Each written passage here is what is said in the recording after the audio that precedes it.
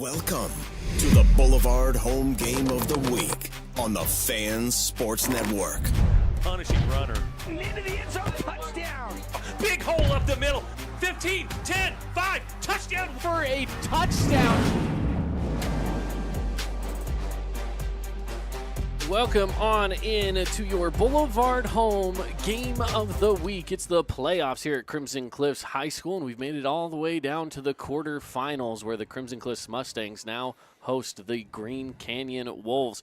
Welcome into the broadcast booth. Here with you, Caden Formaster, Paul Ratliff, and we are going to be bringing you tonight's action here on the Fan Sports Network through our stream on the fansportsnetwork.com, KSLsports.com, and in partnership with Cache Valley Daily as well. So we thank you for joining us, whether you're here in Southern Utah or you're up in Northern Utah and Cache Valley, all across the state of Utah, checking out this quarterfinal game. We welcome you to the broadcast this evening. A 6 o'clock matchup here between these two teams, and maybe one of the biggest storylines of the evening, a rematch of last year's state championship where Crimson Cliffs got the better of Green Canyon. Yeah, this is a rematch, and there's going to be some bad blood, of course, some revenge on the mind of the Green Canyon Wolves, and they've got the personnel. That's the thing. They've got a lot of guys returning from that state championship team, most notably senior quarterback Peyton Wilson.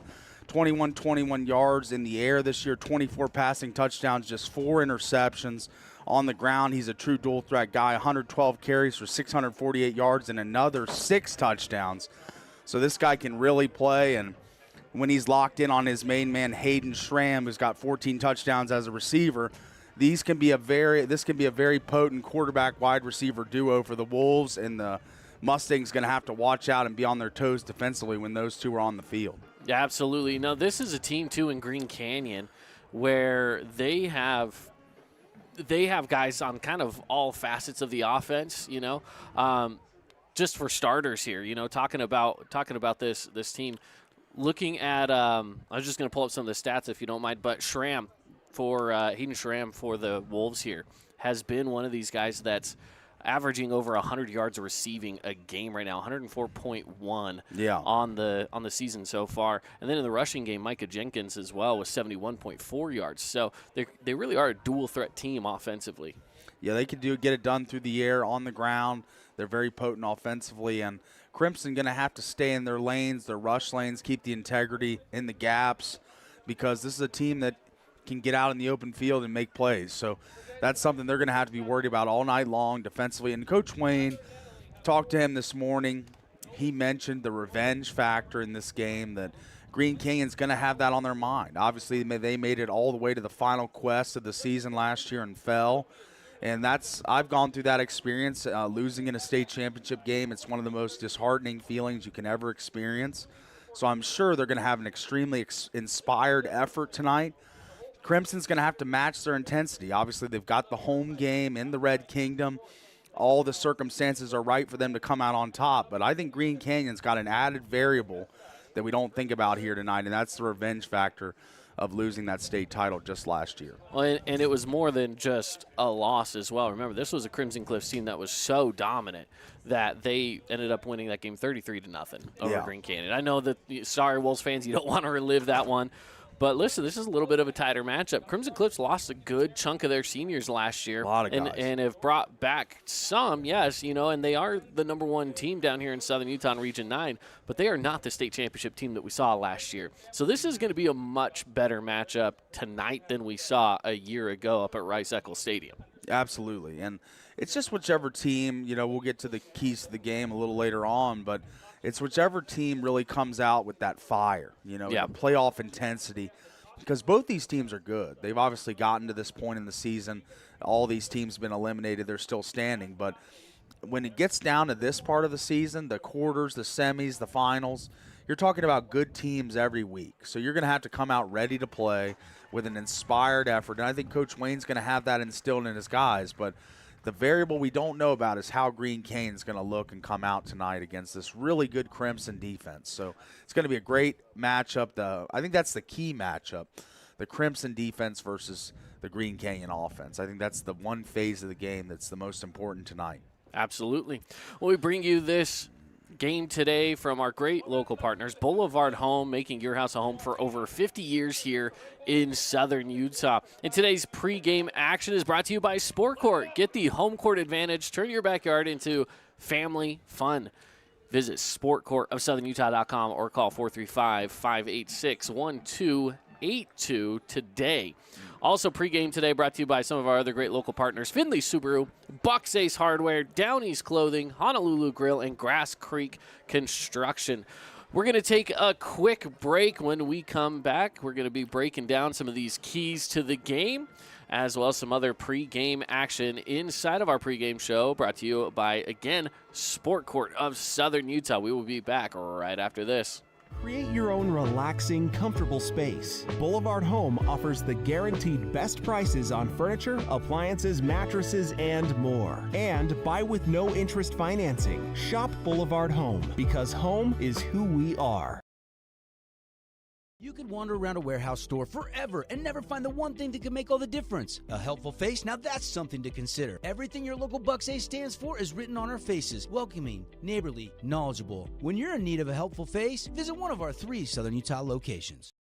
Need an appliance or two? AWP's got you. Check out the remodeled expansive showroom, highlighting the cafe series with colors like matte black, matte white, and modern glass. Make your kitchen stand out. Come see the local boys at AWP across the freeway from the Bloomington Walmart. Welcome to the Back Nine. We bring the world's best courses to you. Elevate your game at any time with 24/7 access to top-tier golf technology and expert PGA instructors available. Back Nine Golf is a place to improve your swing for all ages. Join us today. Best Friends Animal Sanctuary in Kanab is open daily for free family fun. Take a tour, volunteer, hike a trail, or bring home a new best friend. Visit Best Friends today for magical memories that'll last forever. Hey, it's Marco from Coral Canyon Golf Course, inviting you to play the course with the best backdrop in southern Utah. Make sure you get out and experience great golf for a great price at Coral Canyon. Visit coralcanyongolfcourse.com or call us at 435-688-1700 for your tee times. Your child's sports journey starts with the City of St. George Recreation. From their first steps on the court or field to becoming a star player, our youth sports programs are here to develop talents and teamwork skills. So get out and play. Check out all the sports and get signed up at sgcityrec.org. We love giving back to our community, and over the years, we have provided vehicles for families in need, supported local charities, and helped train our first responders. Dealer Collision, your place for collision repair. Today's game is brought to you by Boulevard Home, Wilkinson's House of Lighting, Coral Canyon Golf Course, and City of St. George Recreation.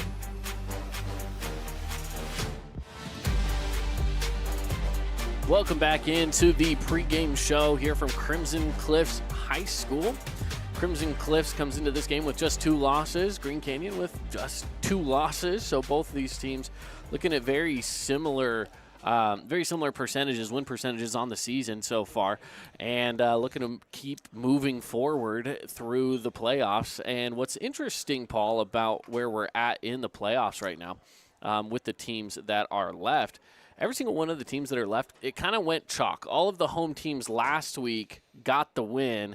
And so where we're at right now is we're basically set up with an 8-team playoff with the top 8 teams. Mm-hmm. It kind of went chalk through the last week. So for 4A, yeah, they're kind of just rolling with the top 8, right? So going over the schedule for tonight, just to keep everyone up to date on what's going on, we do have Ridgeline and Stansbury.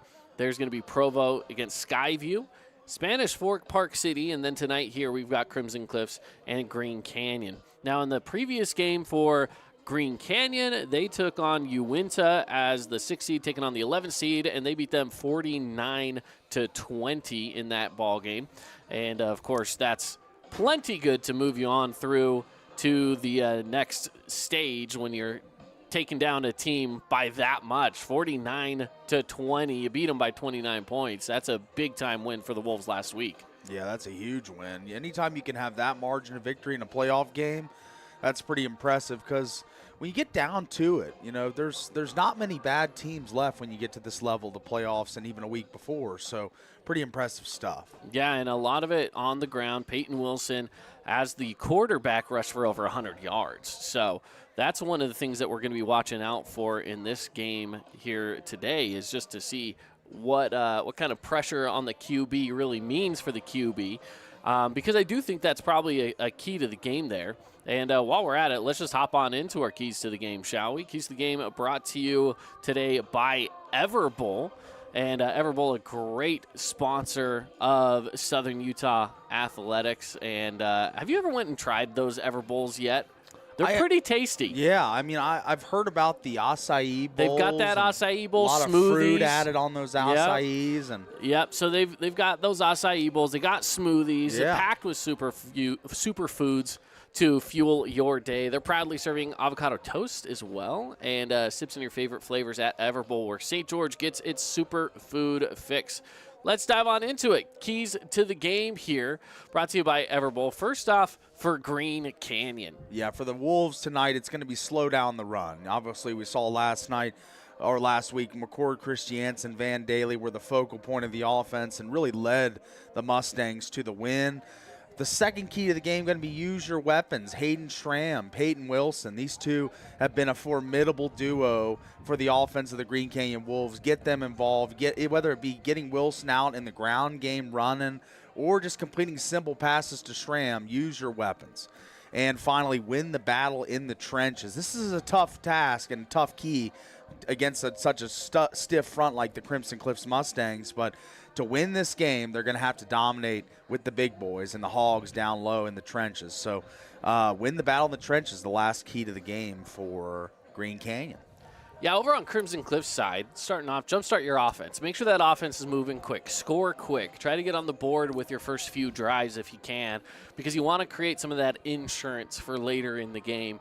One thing that we have seen from Crimson, it was that same thing against Snow Canyon. Snow Canyon actually kind of started to make a little bit of a run towards the tail end after having a good first half. It was a really good first half of football. But, if it wasn't for a good third quarter from Crimson Cliffs, Snow Canyon started to play pretty good football. So for Crimson Cliffs, you just have to get going a little bit early there. Number 2 is pressure Wilson. Peyton Wilson, again, their quarterback, is a really solid quarterback. You got to make sure you got to get on top of him quick. He is an athlete because he can run as well. We saw that last week against Uinta.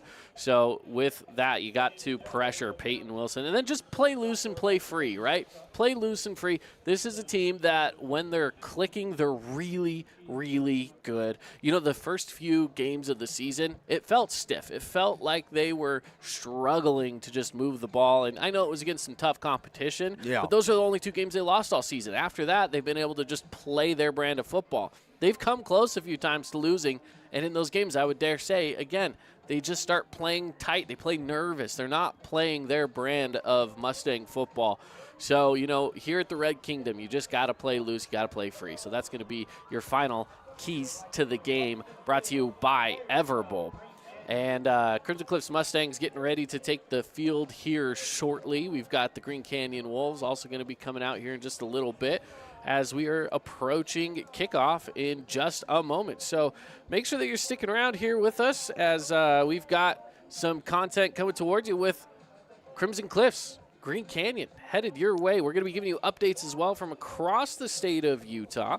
Last update I saw, Skyview 17 and Provo 7 for you Cache Valley fans up there who've seen a little bit of Skyview. Just a heads up on that one. That it's one an right upset now, 17-7. alert. Upset alert for the Provo Bulldogs as we saw them take down Dixie just last week. Dixie stormed out to that 13-0 lead, but fell 34-13, let 34 unanswered points go on the board. So Provo struggling on upset alert. That's surprising to hear. Yeah, absolutely. Very surprising, dude. 2-seed Provo. That's right. That's right.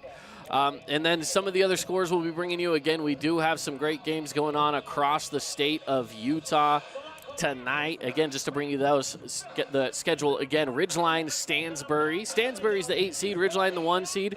Ridgeline walked through one of our local teams in southern Utah in Hurricane 45-7. And Stansbury in a tighter game against Desert Hills that kind of came down to the wire there. Stansbury got the best of Desert Hills 33-27, so that game as well on the horizon at 6 o'clock. Provo Skyview underway right now. Provo beat Dixie out after Dixie went up 13-0. It went 34 unanswered, and Provo wins 34-13 in that game last week. Skyview gets the best of Mountain Crest 38-14. And then, of course, Crimson Cliffs, Green Canyon. We've talked about those games. On the other side, though, Spanish Fork, as the 4th seed, got the best of Salem Hills 56-35. And it was just shutout. After Bear River goes and does what some people might say is a little more unthinkable as a 21 seed, taking down a 12 seed, 23-17, they get swept out from the competition. Park City 33-0 as the 5th seed. Park City takes down number 21 Bear River. So Park City, Spanish Fork, 6 o'clock kick as well. And we'll be bringing you updates from all of these games as they become available to us. And so hopefully we can see some of those updates coming through tonight. Should be a fun game here. The atmosphere starting to get louder and louder from Crimson Cliffs High School. The stands right now, absolutely packed over here. We've got ourselves a packed house. And on the far side, I'll tell you this. Good showing. Green Canyon, man. The Wolves fans traveled well. Yeah, there's a good pocket of Wolves fans over there. Pretty much the entire left side from our view, the bleachers full. And as it goes far to the right, it thins out a little bit. But a really good crowd for Green Canyon traveling all the way from northern Utah. So that's pretty cool to see. Yeah, here's the Crimson Cliffs Mustangs as they take the field, running through the tunnel and off to the sideline. They play the Red Kingdom theme song for them as we're getting closer to setting this one underway. I want to thank some of our great local partners again for bringing you high school football here across the state of Utah. We've got Findlay Subaru. You can go check out the all-star lineup over on the savings side of the freeway. Get those great deals at FindlaySubaru.com. Bucks Ace Hardware with their selection of guns, ammo, barbecues, lawns, and garden, and a brand new location on State Street in Hurricane. Go check them out with their grand opening sales going on right now. Got to get down to Bucks Ace Hardware. Down East Clothing as well. You can save 30% on all home products for a limited time. Get over to Down East. They're going back to their roots. Save big on all quality products. Honolulu Grill here in St. George, spreading aloha. Stop into Honolulu Grill on the corner of 700 South and 700 East for your favorite Hawaiian dishes, and make sure to try their original Kava Aid. And, of course, Grass Creek Construction, building with integrity. You can visit grasscreekconstruction.com. Getting closer to kickoff here. We're going to be sending it to a break. And when we come back, it is time to get this game underway from Crimson Cliffs High School here in Washington Fields in southern Utah.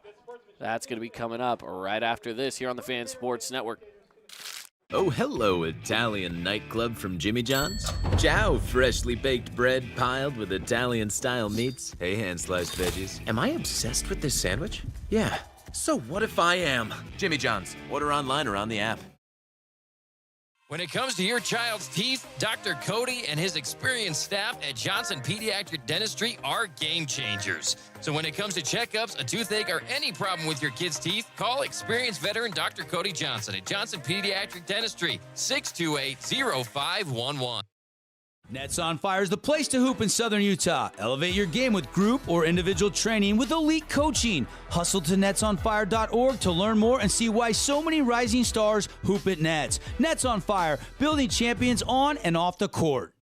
Remember when Down East was all scratch and dent furniture, your go-to for dorm rooms, kids' rooms, and first homes? Well, the times have changed and Down East has changed with you. Down East is proud to offer our beautiful collection of high-quality furniture designed to elevate your space and make a statement. From stylish sofas and dining tables to cozy bedroom collections. If you're starting fresh or looking to upgrade, Down East has everything you need to create the home you'll love.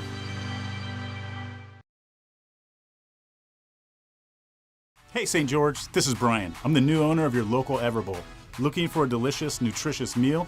Come to Everbowl. Our acai bowls are packed with superfoods to fuel your day. And it's where Region 9 sports fans fuel up. Fabulous Freddy's is the locals' choice for a full-service car wash. It's fast. Have your car washed in just 20 minutes or less. Fabulous Freddy's always keeps it clean inside and out with 2 Southern Utah locations as well as in Vegas, Lehigh, and Sandy. At Great Harvest, we believe in crafting more than just bread. We provide crisp, garden-fresh salads and savory sandwiches. Everything from garden-fresh ingredients to our signature handcrafted bread. Our friendly staff will guide you to find a meal that will leave you craving seconds. At Great Harvest, we truly provide something for everyone. And don't forget our baked goods. Satisfy your sweet tooth and finish your meal with a brownie or cinnamon roll. Come visit us at Great Harvest. Asphalt. It's not something we think about much except when it's in bad shape. At Holbrook Asphalt, we help cities, HOAs, and businesses avoid replacing painfully expensive roads and parking lots. To avoid the cost of replacing asphalt, you must effectively preserve it while it's still in good condition. University research has shown Holbrook Asphalt's HA5 slows asphalt aging by 67%. We make your pavement assets last longer, cost less to own, all while achieving higher property values. Visit holbrookasphalt.com to discover more. Aloha, sports fans. It's Boo and Nick from Honolulu Grill. Come get a taste of the islands. Try our famous Kalua pork or tender teriyaki chicken, and you'll love our mac salad and sweet sauce on your rice. Don't forget to try our original Kava 8 at Honolulu Grill. It's game time. House of Jump is Southern Utah's only indoor trampoline park and your only place to jump, dunk, and dodge.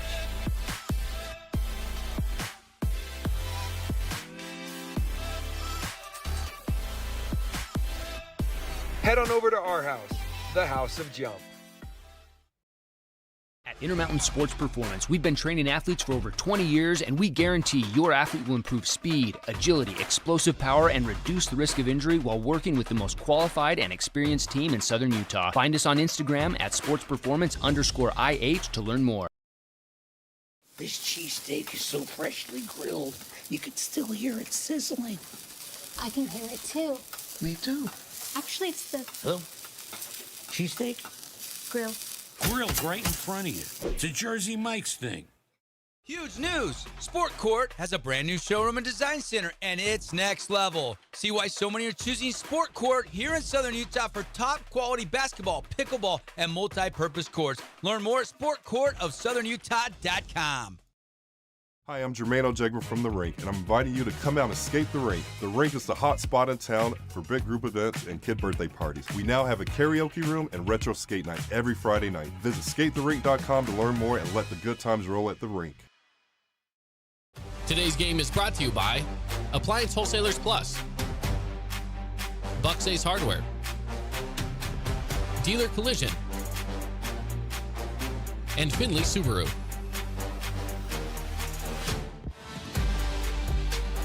Welcome back into the action here from Crimson Cliffs High School as this game is about to get underway. Still got to get to that coin toss. So that'll be coming up to you in just a little bit as we're here inside of the Sport Court pregame show, getting ready for kickoff in just a little bit. Also want to thank one of our great sponsors, House of Jump. Purchase 1 hour jump time Monday through Thursday. And mention that you heard this right here on the Fan Sports Network. You get $10 in the arcade for free. Want to give a shout out to all the places where you can catch this game tonight, whether you're listening on the Fan Sports Network in Southern Utah or up in Cache Valley on 100.9 Light FM, or if you're watching us through our stream, whether it's on the Fan Sports Network YouTube channel, through KSLSports.com, Cache Valley Daily, all the different places. You can catch us in a lot of different places. So however you found us, we're glad that you're here, and we're going to be bringing you this action as soon as the coin toss is complete, as the captains now meeting at midfield. Yeah, we're about to get ready for this one, and this one is going to be a pulse-pounding 4A state playoff action from start to finish. I mean, the Green Canyon Wolves bringing back a lot of guys from last year's roster. We obviously have been through Crimson's departures of last year, and only 3 returning starters, a different paradigm for the Wolves, who have a lot of guys coming back on this team, and they should be disciplined. They should be well coached, as they were last year. They just ran into a buzzsaw with Crimson last year in that 2023 state championship game. That was just kind of the team of destiny. So many college players and next-level guys. So it was just a difficult task for Green Canyon. This one, a much more balanced and fair matchup in my mind. So we should see a tight game tonight in all estimation. So Crimson wins the toss. They will defer, and so they will be kicking off from the north to the south, where the Wolves will control the ball first. Crimson Cliffs Mustangs in the all-red uniforms, and the Green Canyon Wolves wearing the white-out jerseys with the black tops. Yeah. And maybe it's a dark green. I can't tell. From here, it looks. I think it is a dark green. It's like a sage army green. It looks black from here, but I can't. But again, their colors are green, so maybe That's it is right. green. Maybe we got ourselves a green lid out there. Either way, we're excited to be getting into the action here on a Friday night, a little earlier than we're used to. But hey, you know what? We had a time change over the weekend, so really, this is 7 o'clock to us anyway, It right? is, and it is good to get this game started earlier to accommodate the Wolves. Who are making a long trip Long here. journey. So that's another factor in this game. Been on that bus all day today, so that's a different little variable for them as well. So let's see if they come out with a little rust or if they're ready to go in this away game at Crimson Cliffs High School in the Red Kingdom as we're getting ready to kick off here. And again, this is the Crimson Cliffs Mustangs kicking off to Green Canyon Wolves.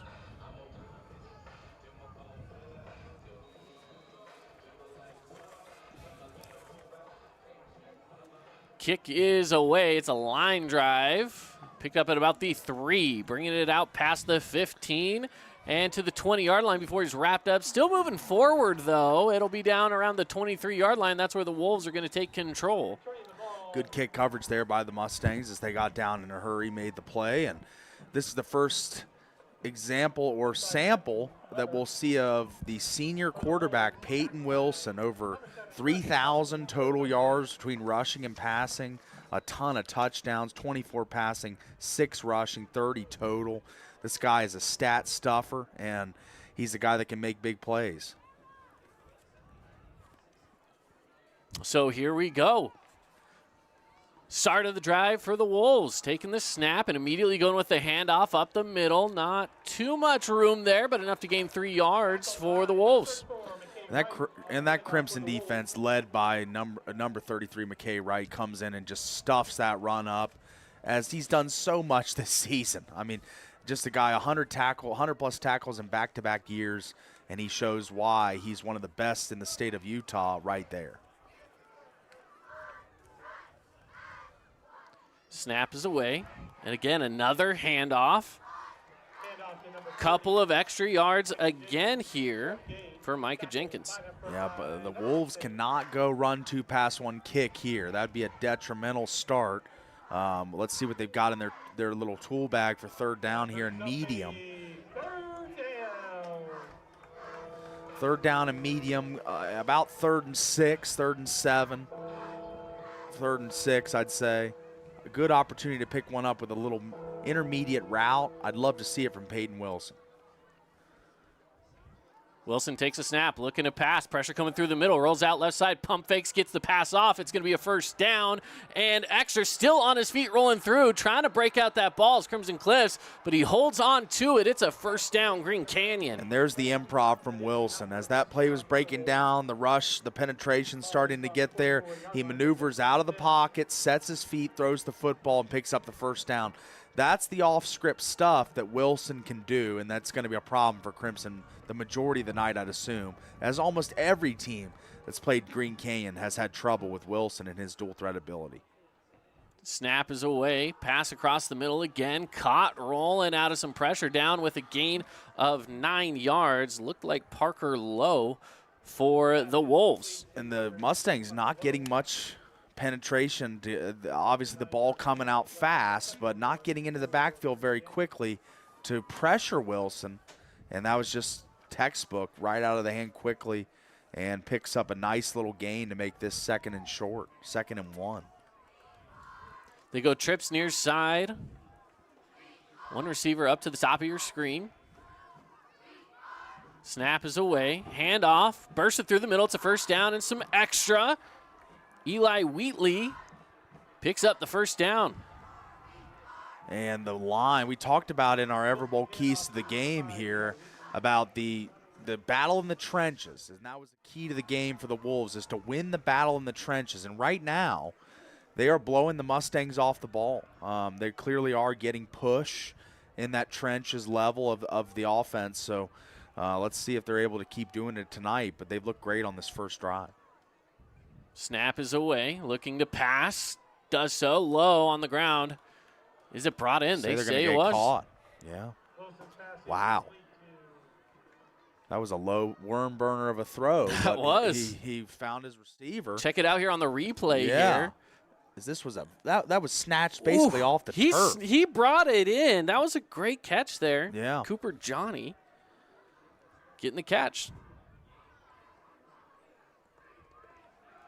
Handoff, taking it up the middle again here, and it's another first down for Green Canyon. Yeah, man. And again, Eli Wheatley. This has been a methodical drive. A lot of good run-pass mix here. Really good balance from the Wolves in this first drive, and they're keeping Crimson on their toes. They're not really knowing what's coming next, as it's been a great split run-pass. Ball now at the 26-yard line in Crimson Cliffs territory here. And a fresh set of downs. Snap is away. It's another handoff to Wheatley. Could be wrapped up and taken down for a gain of just a couple yards.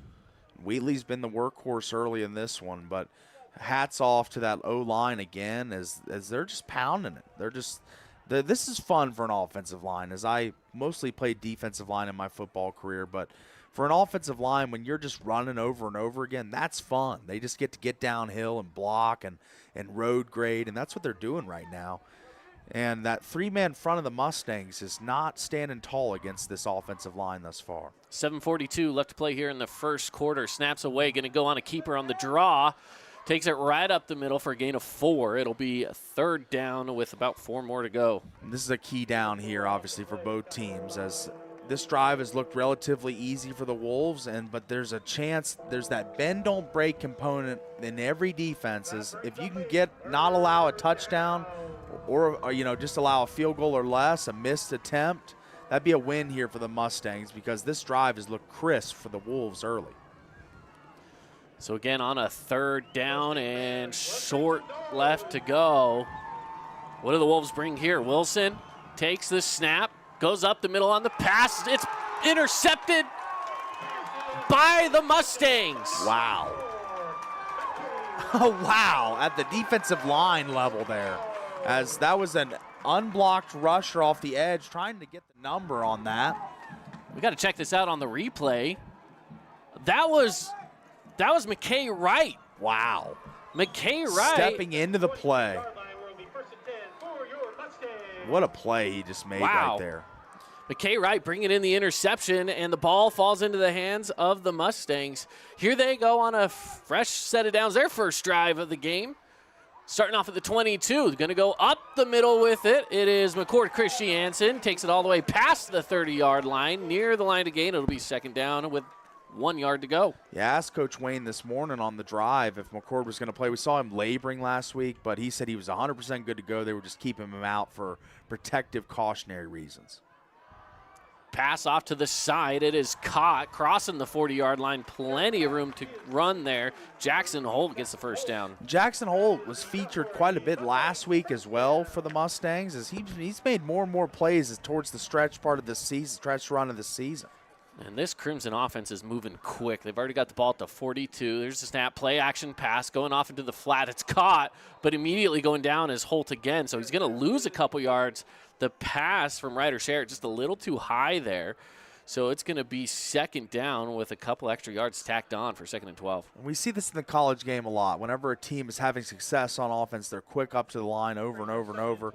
But once you have that first incompletion of the sequence, you slow it down, rein it in a little bit. As you see, they're a little slower to the ball this play. Snaps away, pitch backwards. Pushing forward with it, crossing that line to gain is Van Daly. It'll be third down with a lot of yards still left to go, a 3rd and long. Yeah, this is a throwing situation. First defined throwing situation of the game for Ryder Sherritt. Wolves defense trying to stand tall here and force the punt. Crimson obviously wants to see this drive continue. Snap is away. Some blocking, key blocking coming from behind. He's going to take a run and a shot at midfield, going down hard. Not going to get the line to gain by about 3 or 4 yards, so it'll be 4th. And there was a lot of pressure there, and that's what flustered Sherrod, as he had his feet set, and then the pressure was on, and he had to get off his spot and move and just get what he could. But it looks as if Crimson going to line up and go for it on 4th here, at least show that Interesting. they are. 4th and 4. They are lined up. 2 receivers on either side of the line. Could be posturing here. Ryder Sherrod looking over to the sideline. I think they might just be waiting to see what happens. And now they're back in the lineup, set. Puts a man in motion. Trying to draw that offsides. Instead, they pull a timeout out of their pocket. So timeout taking Crimson Cliffs.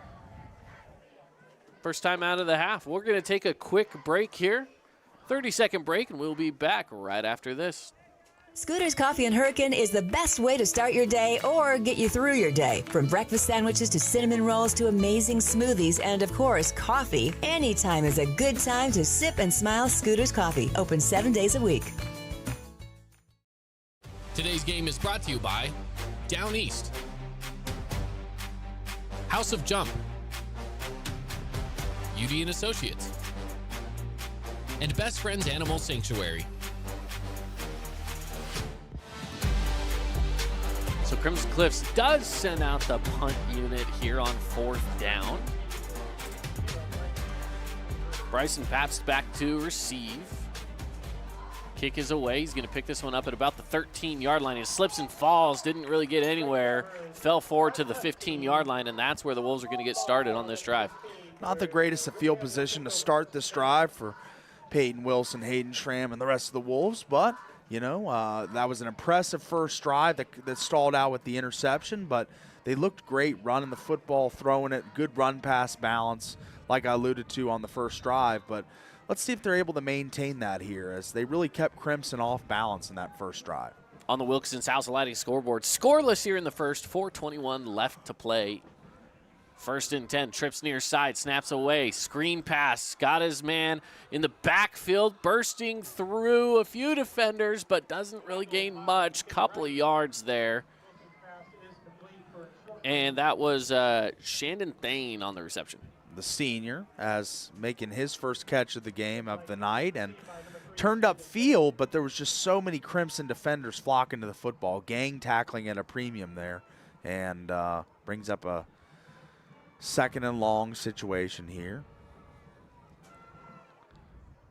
Ball at the near hash. They send out 3 receivers to the far side.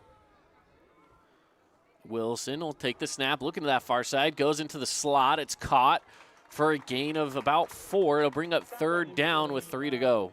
A lot of dink and dunk here from the Wolves, as a lot of stop routes, curl routes, stuff like that to the middle of the field. They haven't really taken many vertical shots, but we'll see if they're just kind of setting up for that later in the game.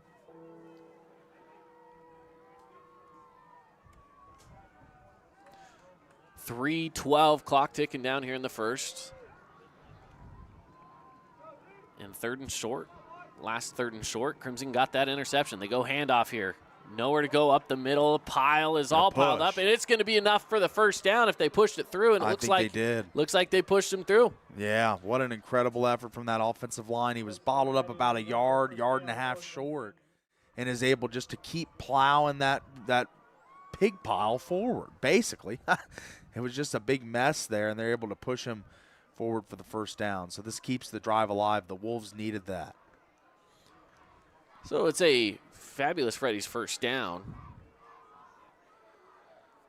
Snaps away, looking to pass, going outside, has a receiver, looking down the sideline for a first down. Not sure if he has it or not. I believe that was Colby Knight on the reception. And that should be enough to move it, but hold up, because we've got ourselves a flag.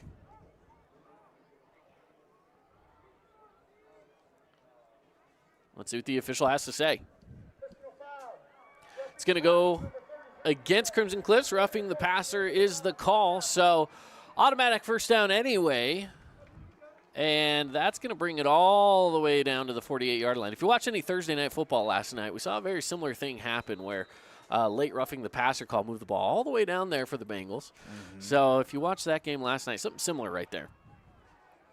Ball now at the 48-yard line of Crimson. It's a handoff taken up the middle with some extra room to run, finally going down there. And it's a good gain of 6. Yeah, the Wolves getting to the second level, the defense with the regularity on these run plays, off tackle, through the A gap. I mean, it's just been a great display from that offensive line. I know I've been giving them a lot of love, but it seems as if they've just been controlling the front, frankly. On second down.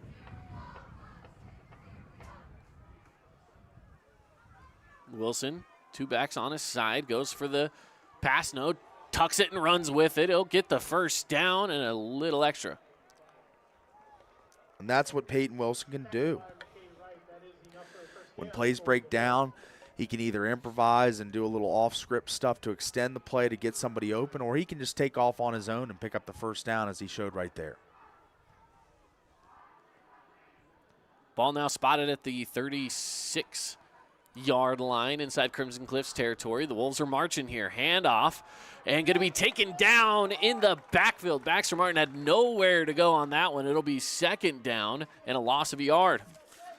Yeah, that was for the Mustangs, number 50, Kason Cuff, making that play in the backfield as he stormed in there, the senior, and made a great blow up in the backfield. So it's going to bring up a long situation here for the Wolves. And so far we've seen a lot of stops, a lot of curls, a lot of shorter routes. Let's see if they extend the ball downfield a little here.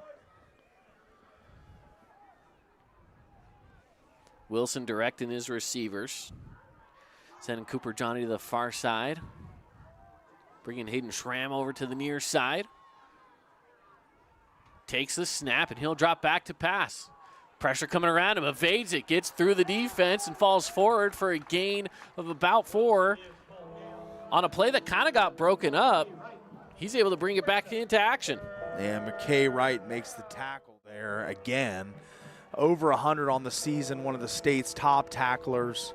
So, I mean, just when he gets his arms around you, you're going down. There's no broken tackles, no arm tackles. He's a guy that's just a guy that's going to stack you up and take you down. On third down, 3rd and 8 for the Wolves. Backed up against it, snaps away. They go handoff and immediately hit. Didn't go down the first time. They have to go back after him again. Then that will bring up 4th down and 8. There is nowhere to go. That's going to bring us to the end of the first quarter.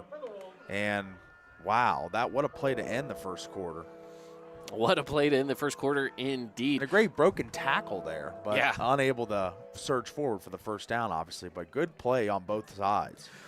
All right, we're going to take a break. When we come back, second quarter, swap sides of the field, and we'll be back for a 4th and 8. Scoreless between Green Canyon and Crimson Cliffs through the first. We'll be back right after this. Green Canyon High School would like to say thanks to all their Alpha sponsors for supporting Green Canyon sports this year. For a list of sponsors and other athletic information, visit greencanyonhighschoolathletics.org. Make it 3 years in a row. Advanced Heating and AC is honored to be Best of Northern Utah Gold Medalist. Thank you for your support and vote of confidence in their company. Advanced Heating and AC online at advancedheating-ac.com. Searching for copiers and printers? Les Olson IT has what you need. Find reliable HP printers, award-winning Sharp copiers, and high-end Ricoh graphic systems. Les Olson IT. From what's happening in local political elections, to breaking news, to photo galleries and replays of the latest games. If it's happening in our community, it's on CacheValleyDaily.com and the Cache Valley Daily app. Local, relevant news on CacheValleyDaily.com. Green Canyon Wolves facing a 4th and 9. They'll give them a loss.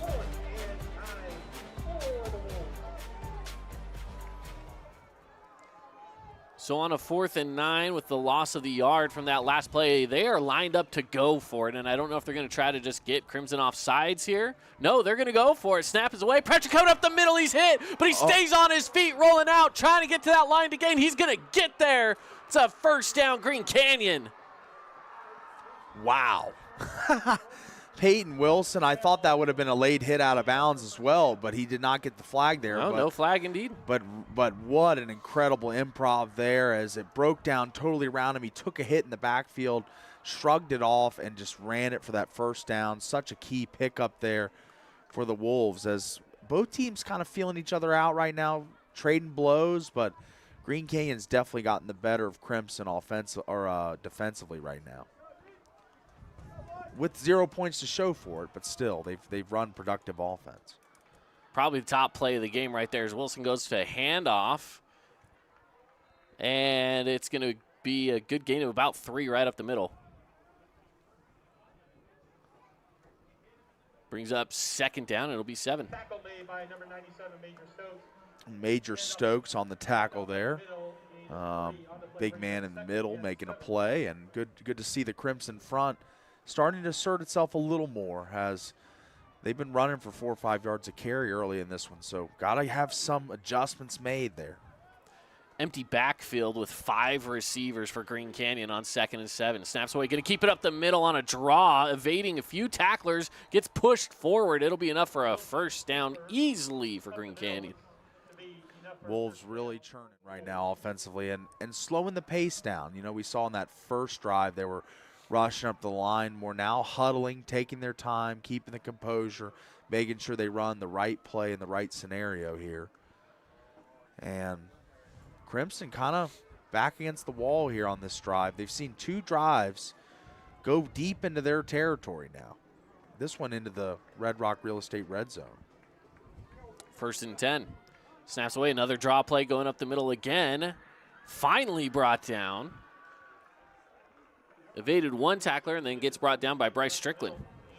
We saw this similar play from Reggie Graff and Utah Tech in that Central Arkansas game we called, Caden. Yeah. That kind of delayed quarterback draw. It's been really effective for the Wolves tonight against the Crimson defense as they get upfield quickly and then Wilson just cuts under it and gains 5-6 a carry. I mean, he got 6 on that play. On 2nd down. Wilson sends Wheatley out. Takes a snap. There is flag going to blow the play dead. Flag from the side judge over here on the near side. I believe just our 2nd flag of the game. False start against the offense. It goes against William Polson. So that's going to back it up a few yards.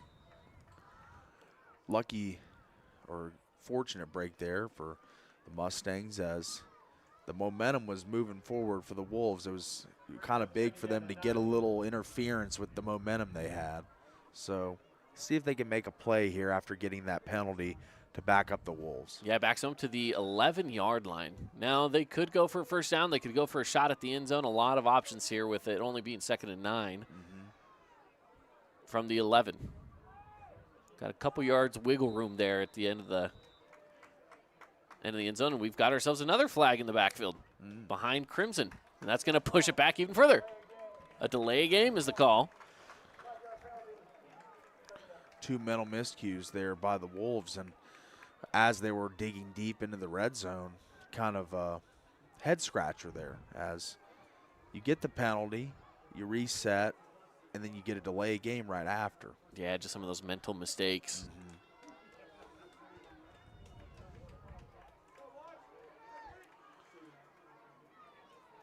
So here we go, 2nd down.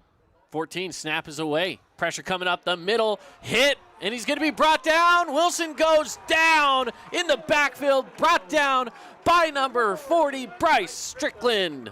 And Bryce Strickland got home in a hurry there, as we see on the replay here, as there was a few rushers getting in there, but yeah, McKay Wright gets there first. Got the first hit on him, but number 40 there, Bryce Strickland made the play and finished him off as McKay got that first chop at him, but Bryce brought him down for the sack. 3rd and 22 now, 3rd and a country mile.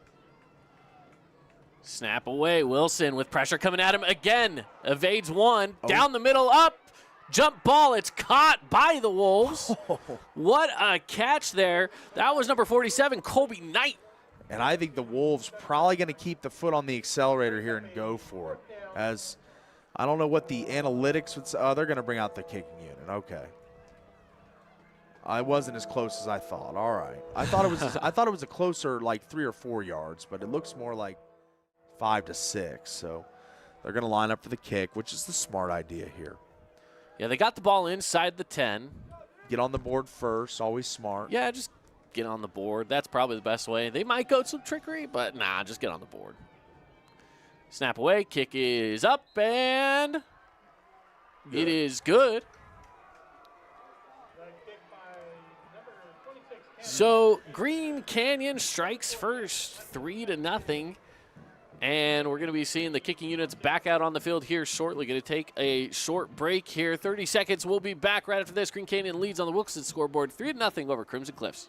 Create your own relaxing, comfortable space. Boulevard Home offers the guaranteed best prices on furniture, appliances, mattresses, and more. And buy with no interest financing. Shop Boulevard Home, because home is who we are.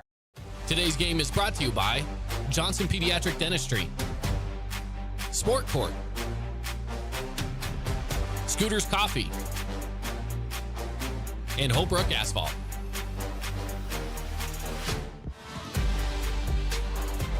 Green Canyon with the smart choice to kick the field goal and get on the board first. 3-0 is the breeze starting to pick up here. Crimson Cliffs High School. We welcome you into the broadcast wherever you're watching or listening. 100.9 Light FM in Cache Valley. The Fan Sports Network in Southern Utah as this kick is away. Picked up at the 4, brought out to the far side, and bursting through defenders all the way past the 30. The pile's going to come on from behind and push it forward. And the Crimson Cliffs Mustangs are going to start on the other side of the 30. Yeah, that's the play you need after giving up a long kind of, disheartening drive for the defense is you need a nice special teams infusion there, and they got a nice little play to start off this drive all the way out to across the 30 to the 32-yard line. A cool breeze here. And I know those coming from Cache Valley are saying, cool, this feels fantastic. But yeah. For us here in Southern Utah, nice cool zip breeze. In the press box. I'm going to zip up the jacket here. Trips near side, handoff taken up the middle. McCord Christiansen blows through a defender and takes it all the way past the 50-yard line. What a run. And that's you have the two backs with Van Daly, McCord Christiansen, but there's a clear number one back, and that's McCord as he shows the power, the speed, the agility, all the skills there. Talk about a 5-tool player in baseball. How about a 5-tool player in football? McCord Christiansen is definitely one of those. Shandon Thane, injured player here for Green Canyon. The Mustangs were ready to just take over and keep on rolling with their first down at the 48, but injured player will make it a quick timeout here. We'll keep it locked in. Timeout brought to you by Udy and Associates. For great service and rates on home, auto, or life insurance, call Luke Udy today at 435-251-9102 for a free quote and see how much you can save. Mustangs trot back out onto the field. Here come the Wolves as well. Again, fresh set of downs with 7:27 left to go in the second quarter. And the Mustangs still scoreless, but marching towards Green Canyon. Snap away. Again, it's McCord Christiansen on the run. Takes it up the middle, and he's brought down by Spencer Mitchell after a gain of about 8. The Crimson offensive line, they must have heard me lauding the Bears quite a bit, or the Wolves quite a bit, as now Crimson really digging in and getting some traction in the run game. Both offensive line and McCord going now. Oh. Snap away, and he's going to be taken down. Immediately, the pressure got back there after the quick handoff to McCord Christiansen. We'll see where they end up spotting him. Forward progression will still give him a loss of about 4 yards here. Yeah, he was met in the backfield immediately. There was no room to operate, no room to go. I mean, it was pretty tough assignment there for McCord as he was staring down the barrel at a tackler immediately. Looking to pass, going up, caught by Jackson Holt, and it's going to be enough for a first down here for the Mustangs. Jackson Holt with a great grab. Good catch, but good throw from Ryder Sherritt there, setting his feet. I mean, he hasn't really been called upon much in this game to throw, but makes a good one there to move the sticks. On first down, they go handoff again up the middle to about the 30, and it's a gain of 5. It'll bring up 2nd and 5. And they're starting to go a little tempo here, quick to the line.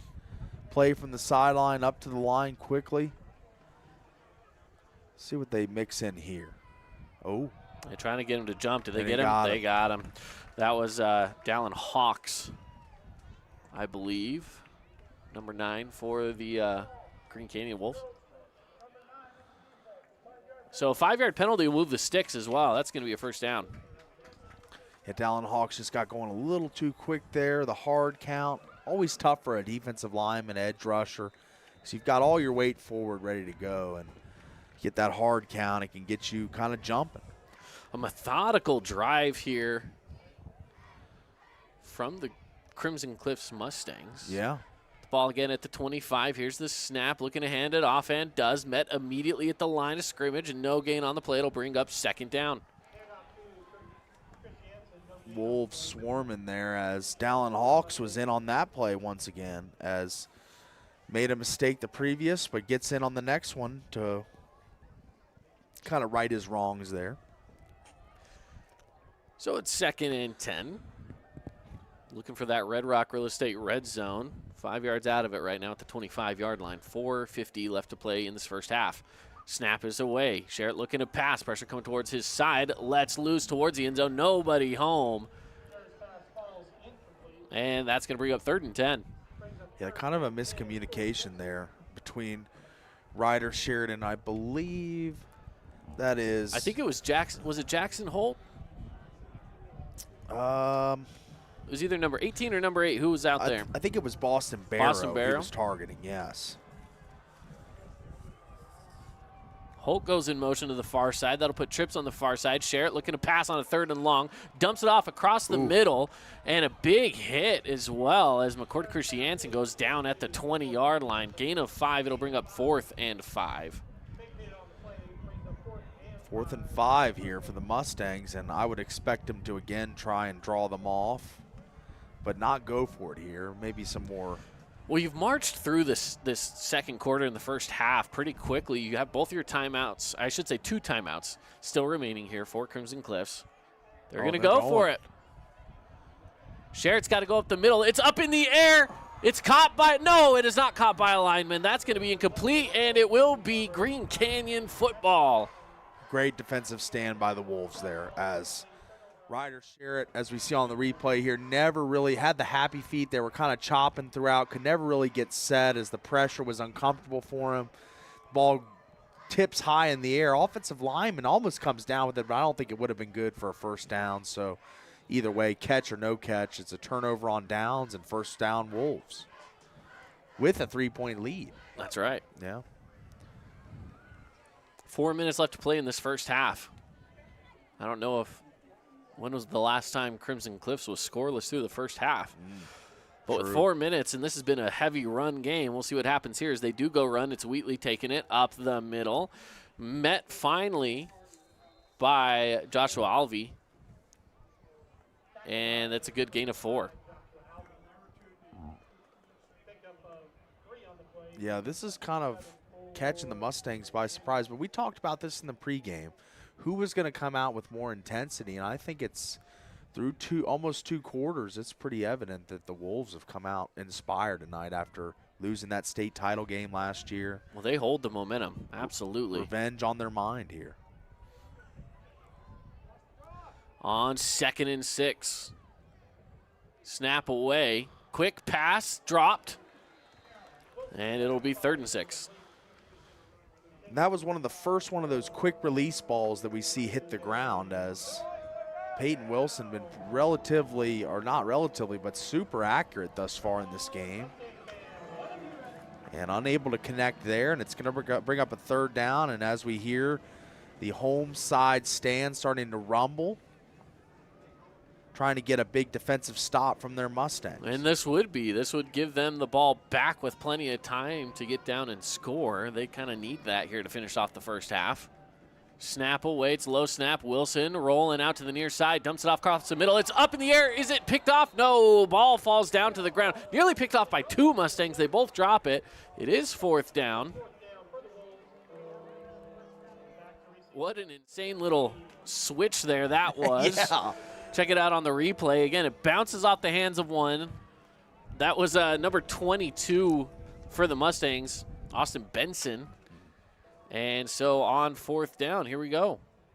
4th and 6. And they're going to punt this one away. He's going to give the Mustangs the ball with, right now, 3:07. So with about 3 minutes to play in the first half, this is going to take a couple bounces. And they'll just let it fall in at the 46-yard line on the Mustang side of the field. So a big field left to go here still. You got to travel 54 yards if you're the Mustangs to try to get a touchdown on the board. I'd say about half that distance to go for a solid, easy field goal. Yeah. 2:58, plenty of time. Can't be as run heavy, but I'd still expect to see some. They do go run here, tripped up in the backfield, but stays on his feet and is able to get a gain on the play before he's brought down by Baxter Martin as McCord Christiansen. It'll bring up 2nd down. And they might not give him any gain. I think they're going to bring it right back to that original line of scrimmage, and it'll just be 2nd and 10. And all that work for nothing. And big number 66, bad sign for the Mustangs there, Caden Wilson, trotting off the field, kind of limping his way off to the sideline. We'll keep you updated on him. Now he's getting treated here just in front of us. All right, snap away again. Another McCord Christiansen run takes it to about midfield for a gain of 4. And I guess with the 2 timeouts in your pocket, you can play the run game a little bit, but would like to see them convert a first down here and move the sticks because 3-0, the momentum firmly in the hands of the Wolves right now, going into halftime almost. 2 minutes left in this first half. On 3rd and 6, Ryder Sherritt. Trying to get him jump off sides there. Calls that a few false calls. Here we go on 3rd. Snap away. Sherritt looking to pass here. Goes off to the far sideline. Up in the air. Caught. Brought down. Just past the line to gain. It's a first down from Maddox Alofopo. And that's a great seeing it all the way into your hands catch by Maddox as he was not take his eyes off the ball. We see a lot of guys see open field in front of them. They want to turn up field and get going, but he made sure he caught that and moved the sticks. Snap away, going handoff to Christiansen. He blows through one. Ball on the ground, but able to jump on it is the Mustangs. That's Tayson Wilkerson jumping on top of it. I don't know if the ball was out after he had dropped to the ground or not, but either way, it doesn't matter. No harm, no foul as the Mustangs gain control of it.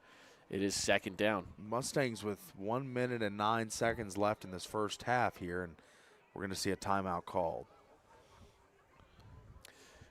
With that timeout taken, 1:08 on the clock. 3-0. Green Canyon leads. We'll take a quick 30-second break, and we'll be back right after this. You could wander around a warehouse store forever and never find the one thing that can make all the difference. A helpful face? Now that's something to consider. Everything your local Bucks Ace stands for is written on our faces. Welcoming, neighborly, knowledgeable. When you're in need of a helpful face, visit one of our 3 Southern Utah locations. At Grass Creek Construction, they put their heart and integrity into every build. Their team is committed to delivering top-quality commercial projects that stand out. Integrity is their competitive edge. Building with passion, building with purpose, proud sponsor of local sports. Crimson Cliffs comes out of the timeout here on 2nd down and 5 to go. Trips near side. Ryder Sherritt in the backfield. Takes this snap. He's looking to pass. Goes to that near sideline. It's caught by Alofopo. That's Malachi Alofopo. And he's going to bring in the first down. Both brothers chipping in for first down pickups on this drive. Good to see if you're a Mustang fan. 50 seconds and ticking down on the clock as well. Sherritt going near side to the other Alofopo brother, and Maddox Alofopo. Is he going to get out of bounds to stop the clock? He gets down to the 21. Right about at that line to gain, 21-22. Do they give them the first down? They should. No, excuse me. They're.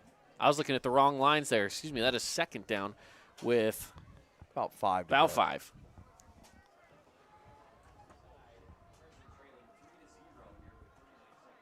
So here we go. Second down. Snap away. Share it to pass. Looking at that near side. Ball up in the air is intended for Maddox Lofopo, and it falls incomplete. Sticky coverage there by the Wolves, almost going the other way there with 33 seconds left in the half. Could have been a nightmare scenario for the Mustangs, but 2 Wolves, just 1 Mustang in the vicinity, and incomplete, and now 3rd and 5.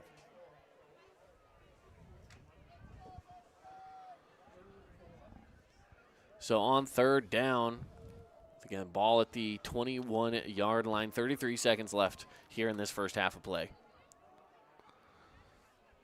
Snap away, Sherritt looking to pass. Goes across the middle, has his receiver. It's a Lofopo. He's looking for the end zone. He's going to get it. It's a touchdown for Crimson Cliffs. And that is a drive-defining play by Lofopo there as he showed the muscle. I've talked about the energy of the Wolves throughout this first half, but Lofopo matches their energy here, right here, as he takes on the tackler and keeps driving and knows he wants to get in and does. And we got a 6-3 ball game on the Wilkins House of Lighting scoreboard here.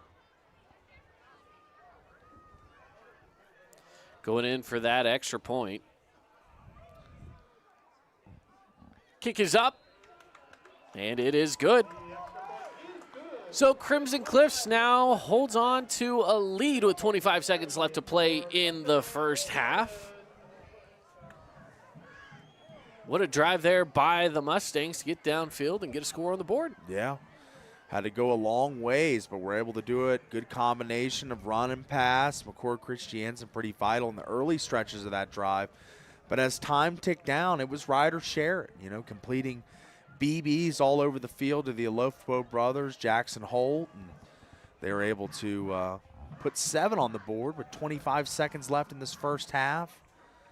We've been treated to a really good defensive slugfest here. Yeah, we have. This has been a very competitive one early in this one. And the Mustangs are getting ready to kick this one away with Calder Pace.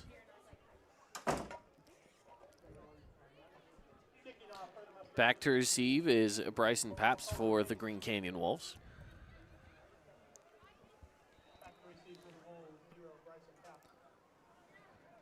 Here's the kick. And it's going to fall into the hands of Pabst at the 5-yard line. He's going to bring it out towards the middle. Taking it over to the far side. Cuts inside. Still on his feet through big gaps. And down to the 35-yard line. That is where the Wolves are going to take control here with only 16 seconds left to go. So the Wolves, if they were set up at the 20, you probably think maybe run one play and knee it out or maybe just let the clock run out. But now, at almost the 35-yard line, you complete a pass past the 50. Maybe you use one of your 3 timeouts and try and get extra points on the board here. All depends on this first play here. Absolutely. It's on 1st and 10. The Wolves send trips far side. Snaps away, low snap picked up by Wilson. He's looking to pass. He rolls out, has a lane in front of him. He's going to take it all the way down for a first down. Right about at that line again. We'll see if they give it to him. I think they are going to move the sticks. They're going to call a timeout as well to stop the clock. They are asking him to move the sticks. It is a first down. 8 seconds left to go in the first half of play. That gives us time to thank some of our great local partners. Of course, our replays today brought to you by Holbrook Asphalt. When your team scores 25 points or more as well, you could get 5 ounces of Yogurtland for free after the game. So if you want that 5 ounces of Yogurtland free after the game, you better hope that there's some extra scoring here in the second half. That's courtesy of Holbrook Asphalt, and that's called our Big Score Dessert. And, of course, Fabulous Freddy's. Coupon books are available. They're on sale now. Buy 7, get 3 washes free. Visit either Fabulous Freddy's location here in Southern Utah. 8 seconds remain. And let's see, what is the play call here, I wonder? Do you look deep? We haven't seen much like over 15 yards passing from the Wolves much in this game, but With 8 seconds to get in range, they need a big play here. Let's see if they get it. Here's the snap. Looking to pass, goes to the sideline, first down. Stops the clock with 3 seconds left, and that'll set them up pretty nice at the 44. You got time for one more play. Yeah, is this a Hail Mary situation? I think they're going to go Hail Mary. Well, you can't kick field goal from there, so absolutely. I'd go Hail Mary all day long here. Yep. Crimson Cliff's defense is starting to read that as well. You got 2 safeties hanging out back there at the 20, about 25 yards from the action.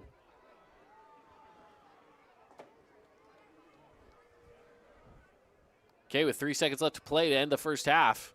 Wilson got some pressure coming in his back, dumps it off, and goes out of bounds. That's nothing. There's a late flag coming in from the near sideline, though. They think it's halftime. Everyone's running off the field, but the official threw a flag. Wow. Okay, well, let's see what this is. Crimson Cliffs is walking off. Their coaching staff is ready to go. Looks as if Crimson just got the confirmation. It's probably on the Wolves, so they're. And if it is, they decline it and just call it good. So that will bring it to the end of the first half. Okay, they waved it off anyway. So there you go, halftime. Here on the Fan Sports Network, 7-3, Crimson Cliffs leads at the half. All right, we're going to take a break. When we come back, we'll hop into the Great Harvest Bread Company halftime show. And we'll be bringing you some updates from across the state of Utah, some scoring, and everything else that we have to offer here in our halftime entertainment. That's up next here on the Fan Sports Network. They really can put your logo on just about anything. That's what they do at the Logo Shop. Businesses, teams, booster clubs, school organizations, call the Logo Shop and have them show you the possibilities. The Logo Shop, committed to schools, teams, and youth groups. In a world of ordinary flooring options, there's only one that's truly indestructible. Castelite, the ultimate destination for strength, durability, and timeless beauty. With tile, brick, and paver displays. Witness their indestructible products online at Castelite.com.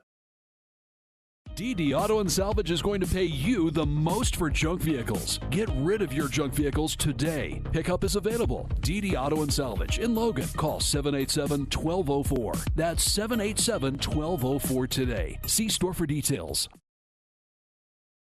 When your car isn't working right, you just need someone who can help make your life a little easier. Cache Valley Auto Care can. Hear what people are saying online. They'll always take the time to help you understand what they're doing to your car and go above and beyond to solve your issue. Cache Valley Auto Care. Preston Watts Collision and Glass has been your #1 resource for collision repair and auto glass. We specialize in windshield repairs. Competitive prices, call Preston Watts Collision and Glass at 563-3215. We do it right. Great Basin Graphics has quality screen printing, detailed embroidery, and award-winning graphic designers. The right look, the right design, the perfect fit. Get noticed with GBG. Get your order in today for spring products. Google Great Basin Graphics for screen printing and embroidery. 966 West 400 North in Logan. When a client walks into the office, I want them to feel like they have a team that is full-time working for them. We really start from the ground up, setting our goals, understanding your situation, and then building the plan to maximize that quality of life. Visit Adams Wealth Advisors. Find the parts and the oil you need to keep your car and equipment running its best at your locally owned Napa Auto Parts. All the best brand names. And when you need professional help, Napa can recommend a dozen Napa Car Care Centers with ASE certified technicians. Halftime here on the Fan Sports Network. It's 7-3. Crimson Cliffs has the lead at the half. We thank you for joining us in the broadcast booth today. Caden Fortmaster here, Paul Ratliff, as we are inside the broadcast booth. A little bit of wind coming through our windows. It's a little chilly out there. It's the Green Canyon cheerleaders out on the field giving you some halftime entertainment here. Again, brought to you today, this halftime coverage brought to you by Great Harvest. If you want a healthy lunch that everyone will love, call Great Harvest in St. George today or visit greatharveststgeorge.com with delicious, made-from-scratch lunches delivered to you right. All right, let's talk about it. Some stats. Yeah. Let's get into some of the first half stats here. Let's get into the Wolves first here. Peyton Wilson starting off pretty hot in this game. 8 of 11, 75 yards, no touchdowns, 1 interception. Obviously, McKay Wright came down with that one. But also Peyton Wilson, 8 carries for 40 yards, averaging 5 a carry. Dallin Hawks, 3 carries, 17 yards. Rushing game been a little more conservative. Micah Jenkins has a couple carries for about 7-8 yards. Hayden Schramm, the receiving, 2 catches, 27 yards, long of 17, 2 targets, so he's made both catches on both his targets. Colby Knight, 1 catch for 18 yards. So, yeah, it's been spread around. There's been a lot of guys involved. Micah Jenkins, Peyton Wilson, Dallin Hawks, just so many guys in the rush game. And then in the receiving game, Hayden Schramm, Colby Knight, Parker Lowe, some of the contributors for the Wolves. Just looking at some of the stats overall, so first downs, Green Canyon has 9 first downs to Crimson Cliff's 6. As far as third down efficiency goes, there have been 7 opportunities for Green Canyon, and they've been able to get 2 of them. They did go to a lot of fourth downs there. Have converted a few of those as well. Crimson Cliffs is 2 of 6. As far as fourth down efficiency, though, Green Canyon's sitting at 100%, and Crimson Cliffs has not been able to convert on a fourth down. As far as this game is concerned, pretty even in the passing game, 75-68. That's not too far of a discrepancy to make too much of a difference. Both quarterbacks 8 of 11. So you're looking at a pretty even quarterback battle in that aspect. But rushing yards as well, if you look at the quarterback side of things, yeah, this leans a lot more towards Wilson. He's definitely been a little more elusive when it comes to running with the ball. But that's not necessarily something Ryder Sherritt tries to do. He's definitely, if the pocket's collapsing, get rid of the ball kind of guy. He doesn't necessarily say, let's dive down and take the run. He's a prototypical pocket passer type quarterback, whereas Peyton Wilson is a true dual threat where he's going to look to get the ball out quick, and if it's not there, he's going to take off and run and pick up what he can on the ground. So 2 contrasting styles for the quarterbacks here, but both have proven effective early in this one, even in a 7-3 ball game. Yeah, that's exactly right. It's been a great battle back and forth here. Defensively, a great battle, but honestly, it's just the clock is moving fast. There's not a lot of movement on the field through the air. It's been a lot of ground game. It's been a lot of ground and pound kind of an offense, and even if they are passing, the completion percentage has been really high. Again, 8 of 11 for both quarterbacks right now, which is really good. Not a lot of flags, not a lot of incompletions. It's been a very crisp, quick-moving football game in this first half. So we'll see what we get in the second. I'm sure there's going to be more theatrics, more fireworks on the way in the second half for us.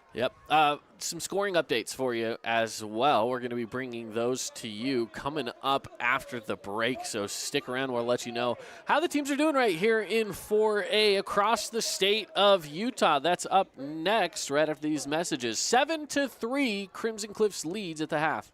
Need an appliance or two? AWP's got you. Check out the remodeled expansive showroom, highlighting the Cafe series with colors like matte black, matte white, and modern glass. Make your kitchen stand out. Come see the local boys at AWP across the freeway from the Bloomington Walmart. Hey, it's Luke with Udine Associates at American Family Insurance. At Udine Associates, we love insurance so you don't have to. With a quick call, we can get you an instant quote with the right coverages. My team of licensed agents are ready to help you with better insurance from American Family. Give us a call at 435-251-9102. From bold statements to subtle compliments, Wilkinson's House of Lighting will help you more fully enjoy all the different spaces in your home. Find us online at shopwilkinsons.com or come in and see what's new. 88 East, 1160 South, just off Main. Nets on Fire is the place to hoop in Southern Utah. Elevate your game with group or individual training with elite coaching. Hustle to netsonfire.org to learn more and see why so many rising stars hoop at Nets. Nets on Fire, building champions on and off the court. From bold statements to subtle compliments, Wilkinson's House of Lighting will help you more fully enjoy all the different spaces in your home. Find us online at shopwilkinsons.com or come in and see what's new. 88 East, 1160 South, just off Main.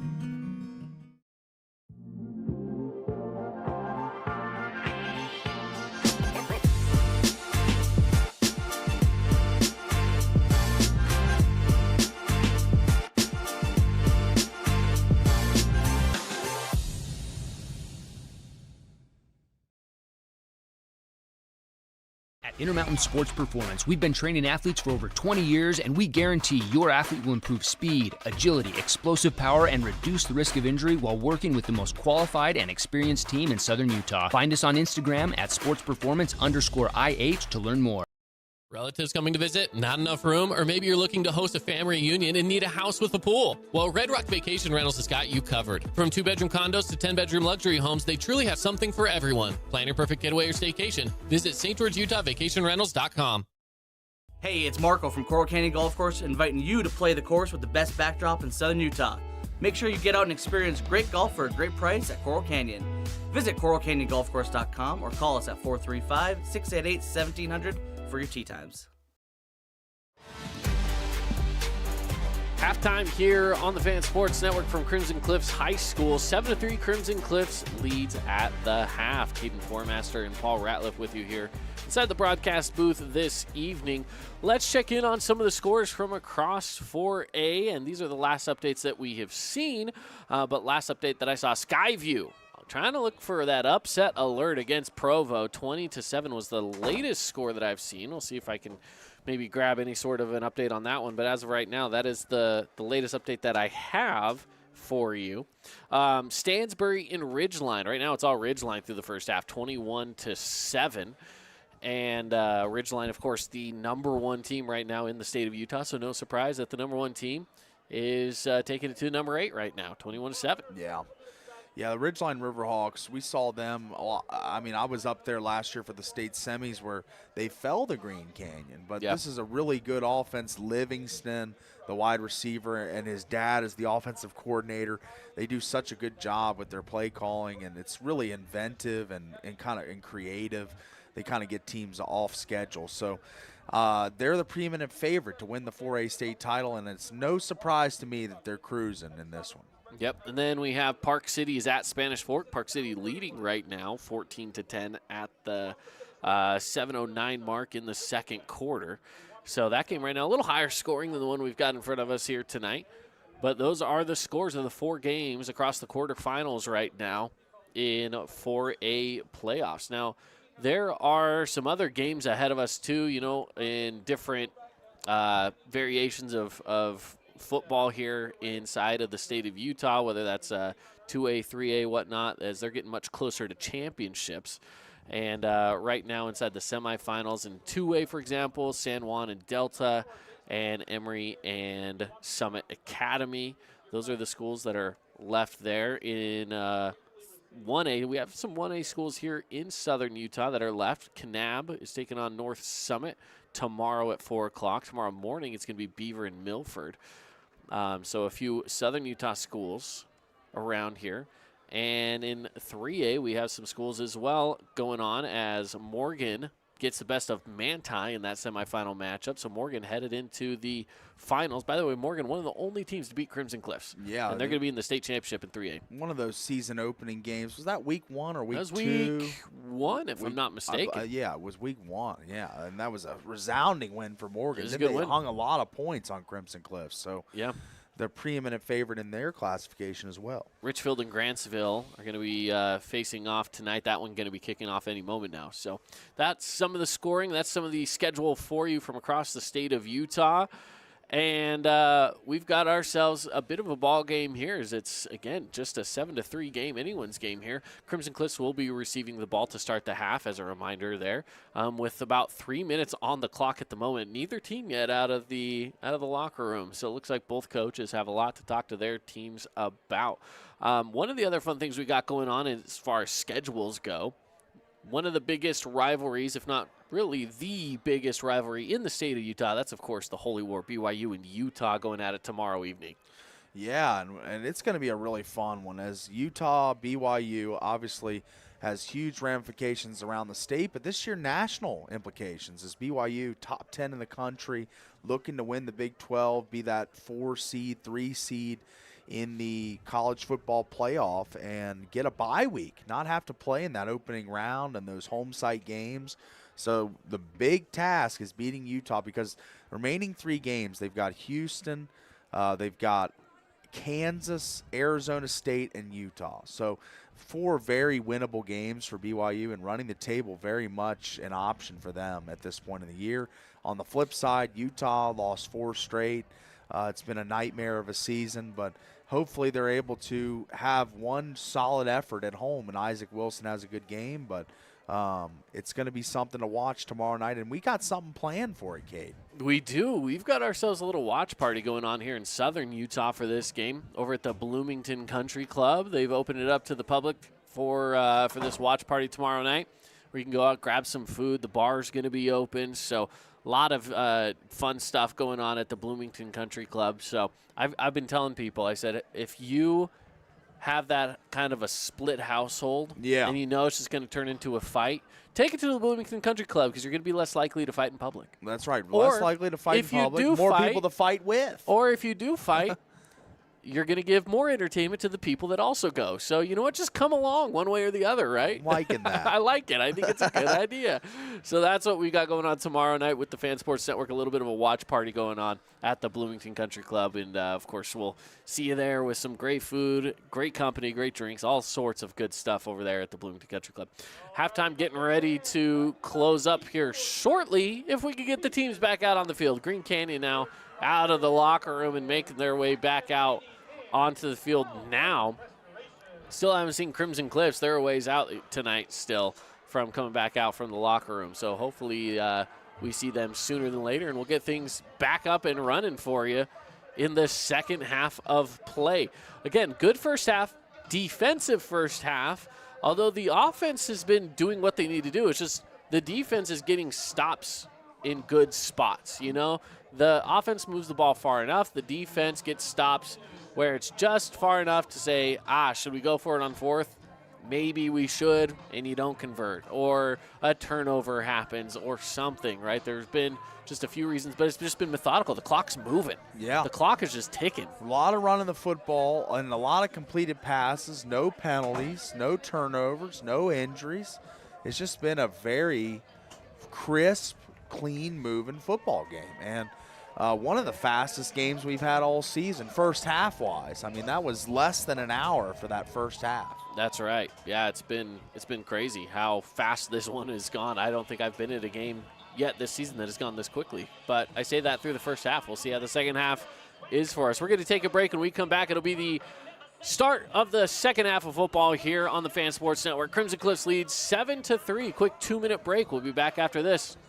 Hi, I'm Jermaine O'Jegler from The Rink, and I'm inviting you to come out and escape The Rink. The Rink is the hot spot in town for big group events and kid birthday parties. We now have a karaoke room and retro skate night every Friday night. Visit skatetherink.com to learn more and let the good times roll at The Rink. Huge news! Sport Court has a brand new showroom and design center, and it's next level. See why so many are choosing Sport Court here in Southern Utah for top quality basketball, pickleball, and multi-purpose courts. Learn more at sportcourtofsouthernutah.com. Scooter's Coffee and Hurricane is the best way to start your day or get you through your day. From breakfast sandwiches to cinnamon rolls to amazing smoothies and, of course, coffee. Anytime is a good time to sip and smile Scooter's Coffee. Open 7 days a week. Red Rock Real Estate has over 200 professional realtors in the St. George area that specialize in the local market. Whether you're buying your dream home, looking for an investment property, or want to sell your home for the highest amount, the Red Rock Real Estate team is here to assist you. Get started now by visiting redrockrealestate.com. House of Jump is Southern Utah's only indoor trampoline park and your only place to jump, dunk, and dodge.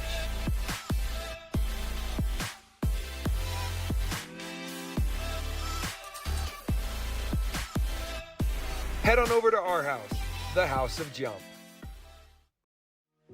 We love giving back to our community, and over the years, we have provided vehicles for families in need, supported local charities, and helped train our first responders. Dealer Collision, your place for collision repair. Need an appliance or two? AWP's got you. Check out the remodeled expansive showroom, highlighting the cafe series with colors like matte black, matte white, and modern glass. Make your kitchen stand out. Come see the local boys at AWP across the freeway from the Bloomington Walmart.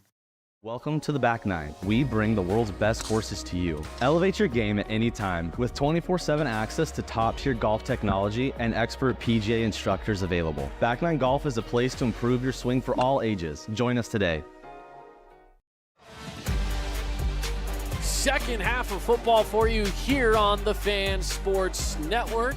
And we are broadcasting this game in a bunch of other locations, not just the fansportsnetwork.com, but we are also broadcasting through Cache Valley Daily. We're also on 109 Light FM up in Cache Valley and on 99.5 FM, 95.3 the Fan Sports Network here in St. George. Wherever you are watching, listening, we're just glad that you're hanging out with us on a Friday night. Crimson Cliffs leads as we head on into the second half of play. It's 7-3. Crimson Cliffs will get the ball to start this half of play as they won the toss, deferred to the second half.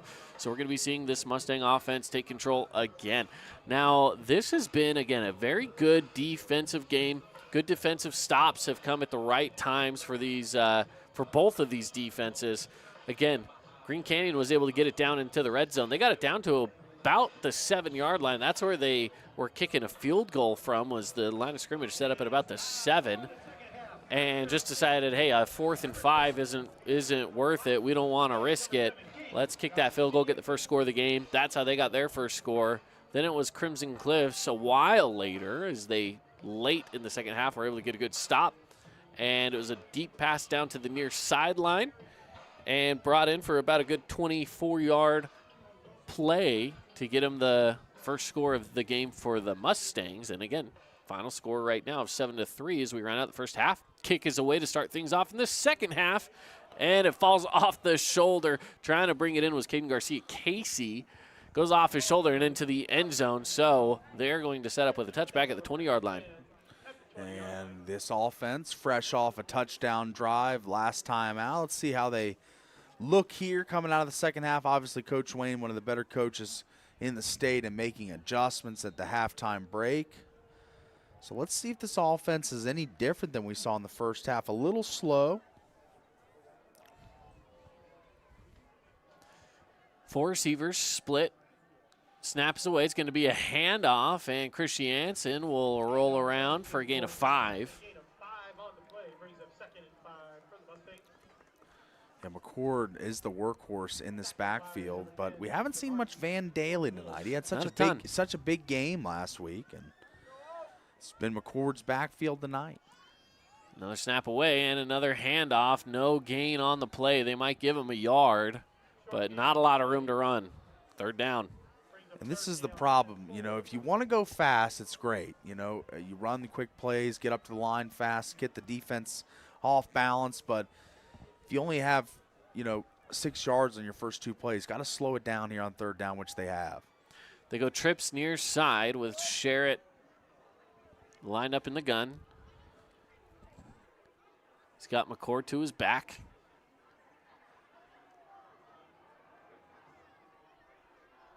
Takes the snap. He's going to pass. Goes to the near side, and it's dropped. Could have been a first down, but instead, ball dropped there by Maddox Alofopo. Maddox made a few big catches on that last drive that culminated in a touchdown, but unable to get his hands wrapped around that one. And it's going to bring up the 4th down and long here, or 4th and 4 punting situation. Quick 3 and out for the Mustangs. Yeah. Unfortunate to start that way offensively after having such a great drive the previous drive. So this one punts and rolls. It takes a Crimson Cliffs roll all the way down inside the 20-yard line and continues to roll. It's going to fall dead at about the 16. Great punt there by the Mustangs. Yeah, great special teams play. Totally flips the field. Makes this a tough drive. If the Wolves are going to get it, find pay dirt, they've got to go a long way. So great special teams play there. Great coverage getting down. So many Mustangs flocking around the ball as that once they saw that big bounce, they were going to retrieve that ball. So Green Canyon, the Wolves head out on offense here. Wilson takes a snap, looking to pass, goes out to the far sideline, has his receiver. It's caught for a first down by Hayden Schramm. Schramm, 15 total touchdowns on the season. He's the #1 receiver far and away for this Wolves team. As we see on the Holbrook Asphalt replay here.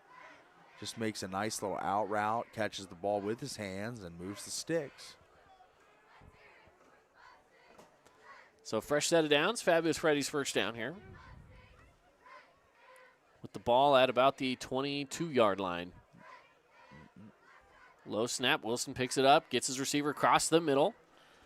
Good gain there by Parker Lowe. It will bring up, well, maybe they'll move the sticks. I think it was just enough. No, he's a yard shy. About a yard short, but good manageable second down. Pretty much the full playbook available to you on this play.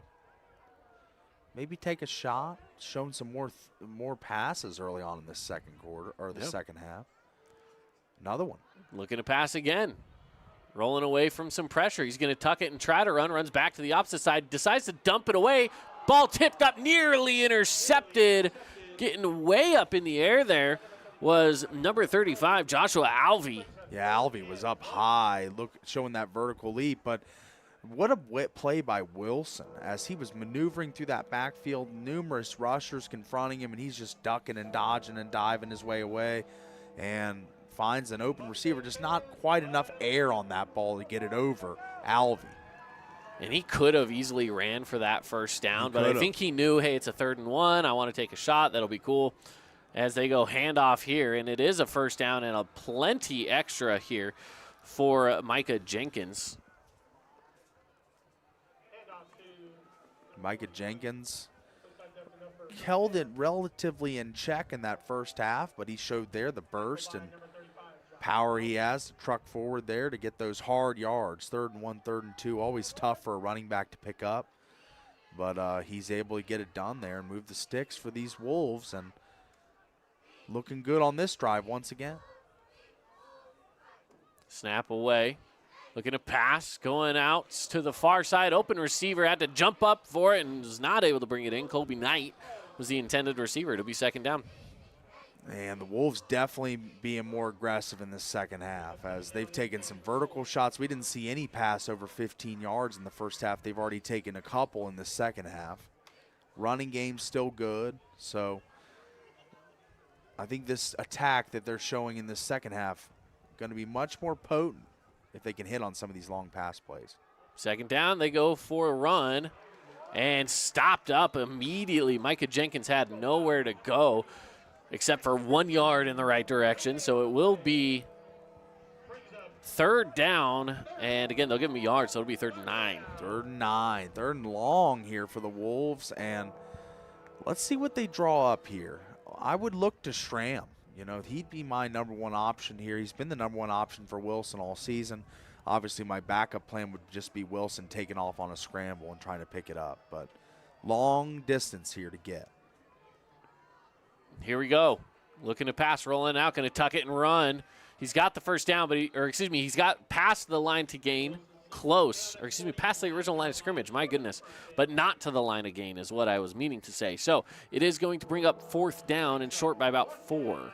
And this is a definite, I don't know what this situation calls for. It looks as if they're going to 4th and 4 at about midfield, keep the offense on the field. Yeah, analytics would say keep the offense on the field, I'd assume, but Now they've been able to gain 4 yards in a chunk at a time, yeah, right? But I don't know. Just still down in this game. Gives Crimson a great field position if you don't get this here. So we'll be prepared for them to try to. Oh, we already got a flag out there from the white cap. If it goes against Green Canyon, which it looks like it might, because it might be something from the sideline. Let's see what he has to say. Illegal substitution number 37. 5-yard penalty. An illegal substitution is the call. That's going to push it back. Now you don't go for it.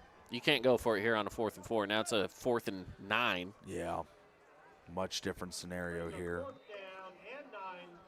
Still looking to the sideline. And the punt team They're still not coming out. Still not out there. They think, hey, first downs are easy to come by. Scoring is not. So let's go for a first down, or maybe they're trying to get him to go off sides. It's a 4th and 9 here. Green Canyon offense staying on the field. Wilson in the gun, takes the snap, and he's going to just punt this one. And it's blocked up in the air. You got to be careful. Dive on, I guess it doesn't matter at that point. Either way, it's turnover on downs. So that's going to be Crimson Cliffs football at great territory. The ball is going to be set up at the 37-yard line. And that's the peril you have when you do those quick kicks, is you're so close to the line of scrimmage that those offensive linemen's helmets are right there, and they're standing up tall whenever you're kicking that ball, so it's going to be a really tough situation to kick in for a shorter guy in Peyton Wilson. And that will give them a fresh set of downs here to get things started. Inside of Wolves territory at the 36 is where they're going to place it. And that's where things are going to get started now for the Mustang offense. Here we go. Sherritt's going to take the snap, hand off to Christian Jansen. He jumps over the line and goes down for a gain of 4. It's second down.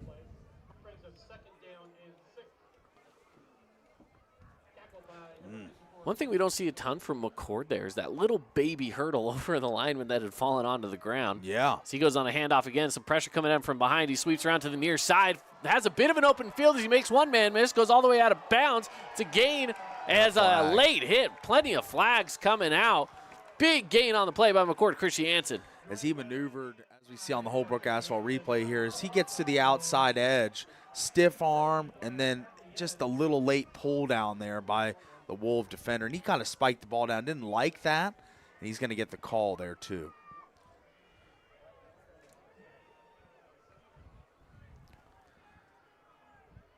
Just waiting on the official. Face mask is the official call enforced at the end of the run. So, of course, it's still a first down. But they're going to tack on a few extra yards here. So the Mustangs will now set things up. They're looking at putting it spotted at the 9 is where they're going to spot this one. So it's a 1st and goal from the 9. Great opportunity here for Crimson Cliffs. Yeah, an opportunity to make this a 2-score game. Couldn't score on the first drive of the half. So here they go on a second, and it's blown dead already. So let's see what the official has to say here. Just a timeout. Just a timeout. No flags on the play. All right. Well, timeout taken. We'll take a quick one ourselves. Take a 45-second break and be back right after this. At Great Harvest, we believe in crafting more than just bread. We provide crisp, garden-fresh salads and savory sandwiches. Everything from garden-fresh ingredients to our signature handcrafted bread. Our friendly staff will guide you to find a meal that will leave you craving seconds. At Great Harvest, we truly provide something for everyone. And don't forget our baked goods. Satisfy your sweet tooth and finish your meal with a brownie or cinnamon roll. Come visit us at Great Harvest. Today's game is brought to you by Boulevard Home, Handel's Ice Cream, Intercap Lending, and Red Rock Real Estate. Coming out of the timeout here, Crimson Cliffs getting set up in their offense with a 1st and goal from the 9-yard line. That's where they're going to take control of these things. Over Green Canyon, here we go. It's a little handoff over to McCord Christian Jansen, blowing through a couple defenders, gets taken down to the 3 before he's kind of folded up. It'll be second down from about the 3. Cord looked like Usain Bolt coming off the line there. Just a ton of burst, right straight at the Wolves defense, and they stood tall there on the 2-yard line, made the play, but that was a strong, powerful run. They give it to him again here. He'll try to burst through the middle. I don't think he had enough for the touchdown. They'll call him short by mere inches. Yeah, and that's just the power running that you need. And I'd expect, didn't get it there, but I'd expect him to go right back to him right here. And they're looking to stuff it right here. As he goes up through, that's going to be an easy touchdown. McCord Christian Jansen. And that is the workhorse back for this Crimson Cliffs Mustang team. And he has been the guy all season long, over 1,500 total yards, a ton of touchdowns, a great blocker in the pass game when he's not going out for a route, that is. But he is just the consummate Crimson Cliffs leader, player, just part of this program, and a huge piece of it as he scores there.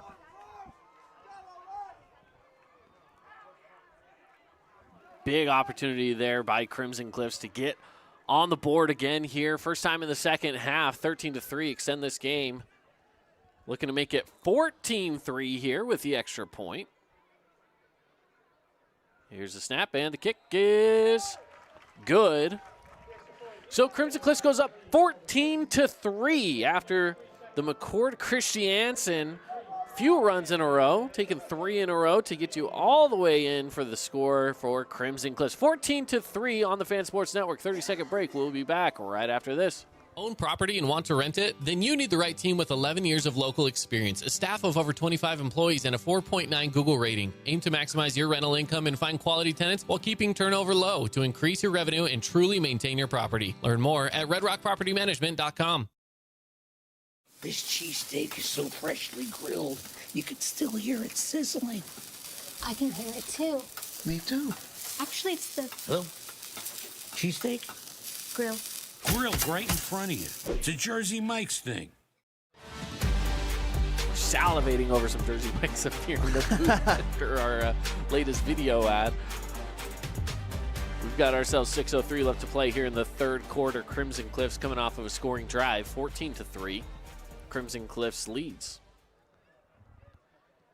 Here's the kickoff. And it's brought in by Paps at about the 2. He's going to bring it back into the field of play. Takes a hit, takes another hit before going down just past the 20-yard line. They'll set up shop at the 24. Paps has shown on a couple returns that he's had some bursts and broken some tackles. Got some speed. Yeah. He's got some speed. And if he gets going upfield, that could be an issue for the Mustangs, but they do slow his momentum, bring him down. And now 14-3 on the Wilkinson's House of Lighting scoreboard with 5:54 left in the third quarter.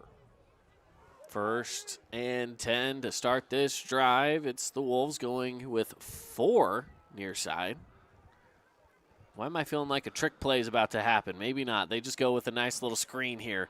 And it's going to be taken down. The Mustangs read it really quite well. Only a gain of about 5, maybe 6. Still a solid game, but Crimson did the best they could to defend that one. Yeah, and it looks like we've got an injured Mustang down. Yeah, that looks to be number 40, one of the 40 numbers down there.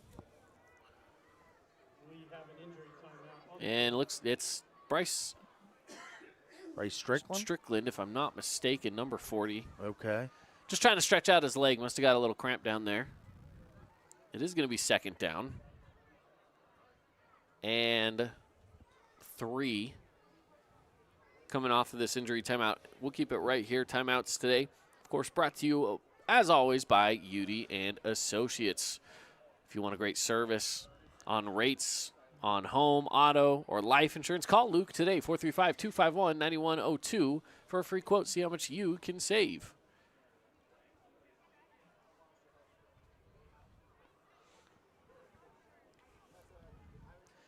Just stretching him out down there. Might be a cramp type situation. Yeah, they did take the helmet off and bring him off to the sideline, but he is just pulling on that big toe. It looks like a nice little calf strain right there where you're just trying to get it stretched back out. I don't know about you, but I have had plenty of times where that calf muscle decides it just wants to clinch up on you.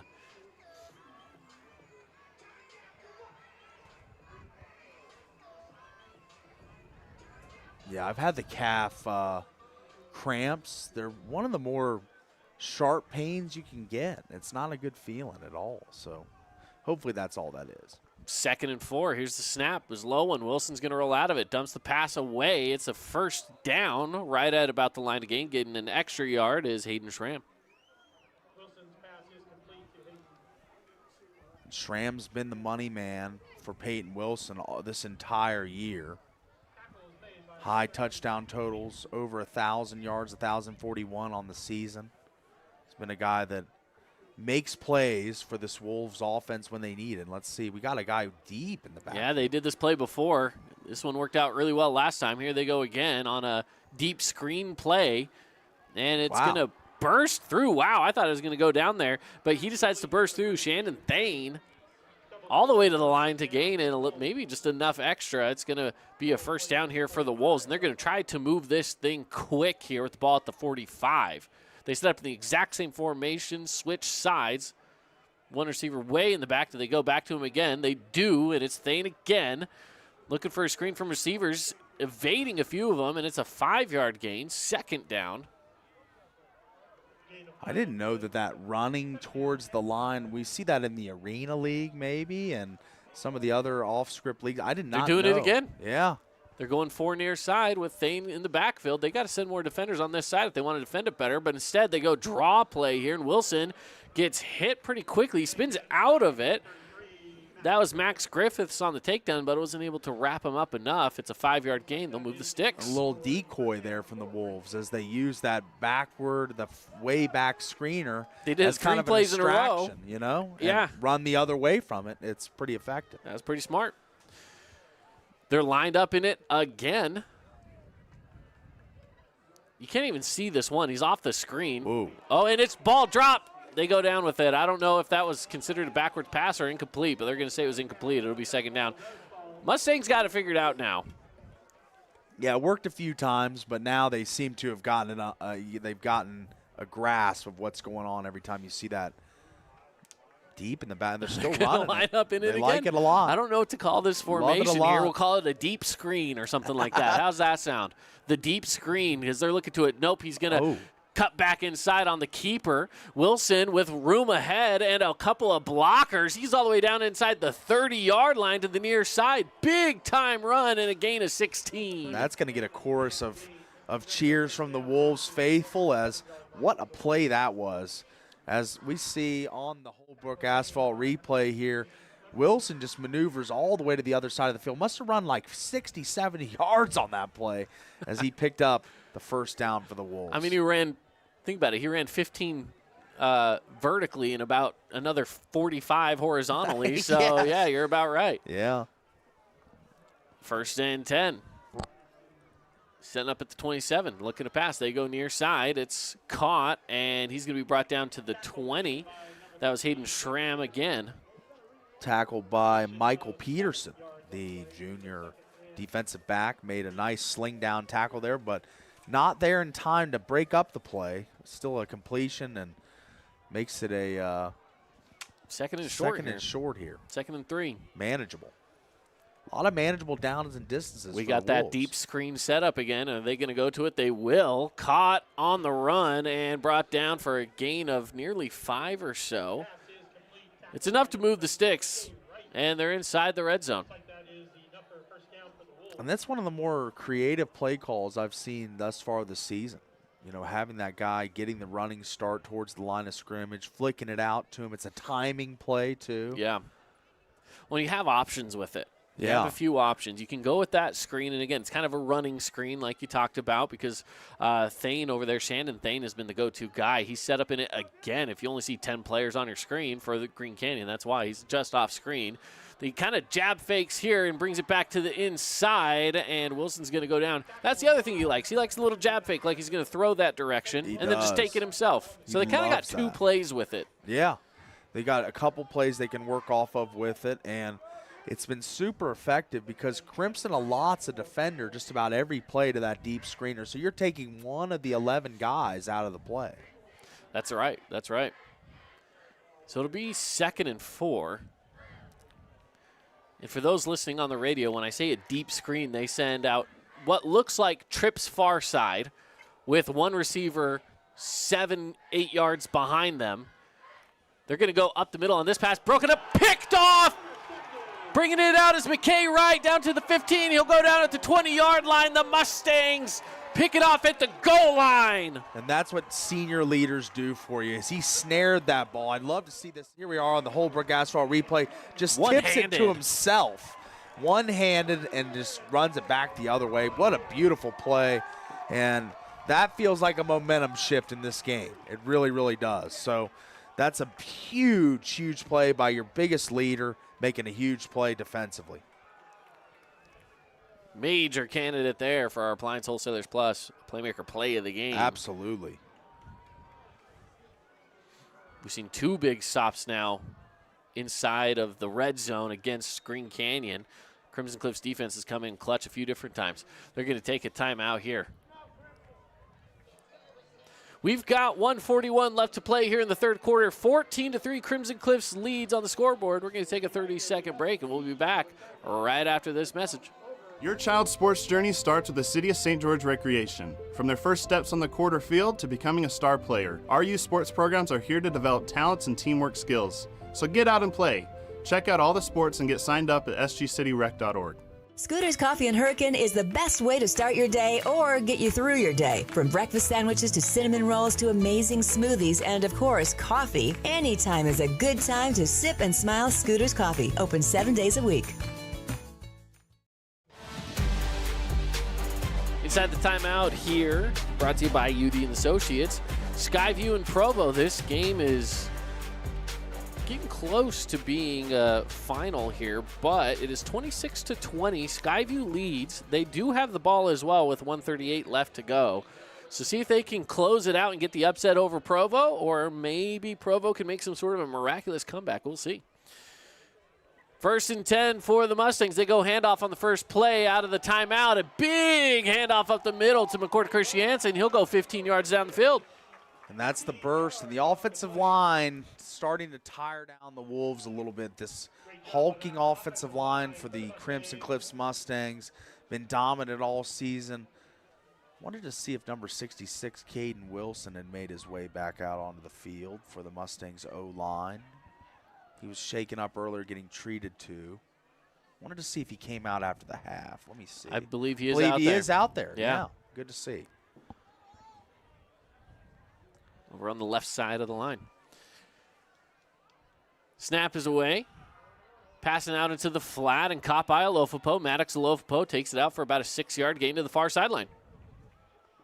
Good play there by Maddox. He's really made a few hands catches, some nice plays for this Mustang. Right before the first half ended, he made numerous big plays for this offense. Spotted him right at the 40, so it was a 5-yard gain for Alofapo. Here we go on 2nd and 5 for the Mustangs. Sheridan takes the snap. It's a handoff to Christiansen. He's going to be brought down for a small gain of 2, 3rd down. And still wondering if we're going to have a Van Daly sighting tonight. I haven't seen too much of Van Daly this evening. He had a huge game last week. Some long 40-plus yard runs. Yeah, number 25, he's kind of been a little MIA. He did have 1 or 2 touches. Yeah, but not many. Not many. Last week was featured quite a bit because McCord was laboring a little bit. Another handoff. McCord's going to burst through for a 1st down. He's right at that line to gain, and it's enough to move those sticks. And he's just doing the power running right now, not playing for style or for flash or for any of that. It's just A-B gap up the middle, maybe off tackle a little bit. No real pitches. This is just right up the heart of that Wolves defense, just pushing them around, showing who's more physical. They're going to let this tick down to the end of the 3rd quarter. So that means we've got ourselves a ball game here, 14-3, headed into the 4th. Crimson Cliffs looking to extend that lead even further. We'll take a 60-second break. We'll be back after these messages from our Cache Valley partners. Find the parts and the oil you need to keep your car and equipment running its best at your locally owned Napa Auto Parts. All the best brand names. And when you need professional help, Napa can recommend a dozen Napa Car Care Centers with ASE certified technicians.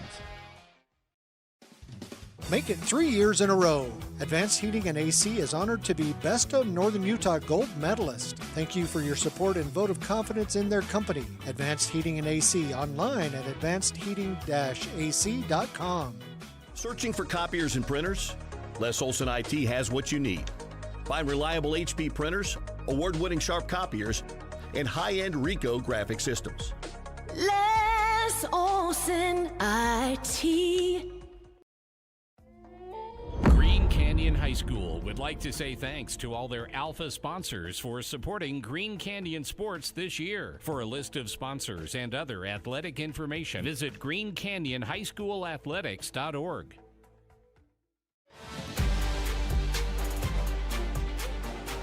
Welcome back into the action here. Fourth quarter about underway. Crimson Cliffs leads 14-3, and they're going to be working now from right to left. First play, it's a handoff to Christiansen, puts on a stiff arm, has a lane up the middle. It's a first down again to McCord. He takes a hard hit, but is able to bounce up, and a late flag coming in as well. See what this flag will be, but that was a big hit. I don't know if it's for the hit. It was definitely a big collision. See what they have to say here. It was a targeting call.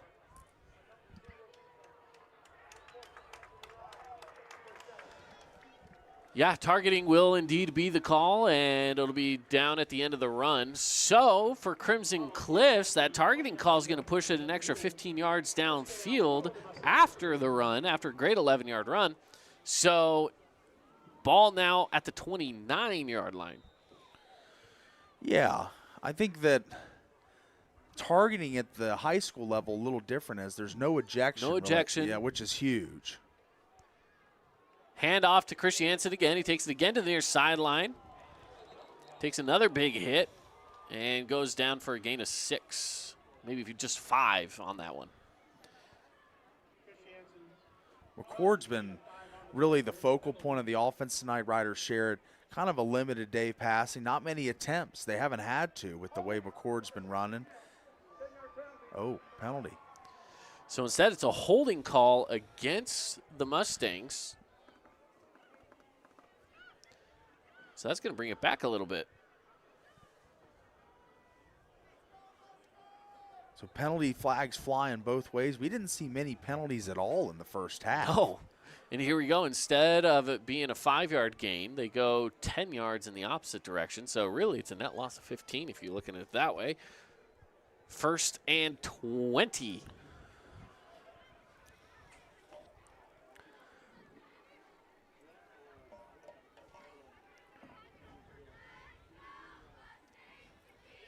Mustangs looking to this near sideline, trying to get that call as the official still officially spotting the ball. And they're telling him to reset the clock. Putting 11:21 on the clock. There we go. And now we'll get things underway. Roll the clock. Here we go. They put a man in motion and another flag. All of a sudden, flag fest when we didn't have go many against at all. the Mustangs again. That's painful there as they've gone backwards last couple plays here. Yep, 1st and 25. All right, well, you got a big room to go. You got to get down to the 19, and you're set up at the 44-yard line. They'll go handoff here. Just try to get further down, I guess. 2nd down. Yeah, I mean, there's not really a play in the playbook for this down and for that down and distance on the previous play. Not really. So you kind of just give it to McCord, hope he pops a long one, and get huddled up and see what you can do. Now a little short, still a country mile to get that 2nd and first 21 down. right now. Yeah, long ways to go. 2nd and 21, 10:30 now as we are crossing that threshold in the 4th quarter. Crimson content to just run clock. Sherrod will take the snap, and he's looking to pass downfield. A flag down by the line of scrimmage. Up on a jump ball, no good. But again, there is a flag down at the line. And the crowd here wants a pass interference call. We're going to get a holding call on the offense. Is what I think we're going to get. I think we're probably going to get the same. That's Caden Wilson. who we were just mentioning, wondering if he had come back in the game, but he gets the penalty there. It's 2nd and 31. Yeah, it is. I don't know if I'll tell you this. I shouldn't say I don't know. I know for a fact that this is the largest distance to go on a set of downs I've seen this season. Okay. Probably mine too. Now they're moving it back. Okay. I guess they said, never mind. Okay. Not understanding it. Wolf. No, it's third down. Did they decline it? They must have declined it. They did. So, okay. It is third down, 21. Pass to the near side. It's Christiansen running down the sideline, past the 20. He's got a first down. What a play, McCord Christiansen. The screen passes. He got all the penetration upfield, and that's going to bring out a huge chorus of cheers from the Crimson side of the field here. The fans loving that, and they should, because that was a long way to go. And they picked it up on a screen pass of all things. So. Shout out Madden Smith being the lead blocker there. Left tackle comes on over and gets the job done.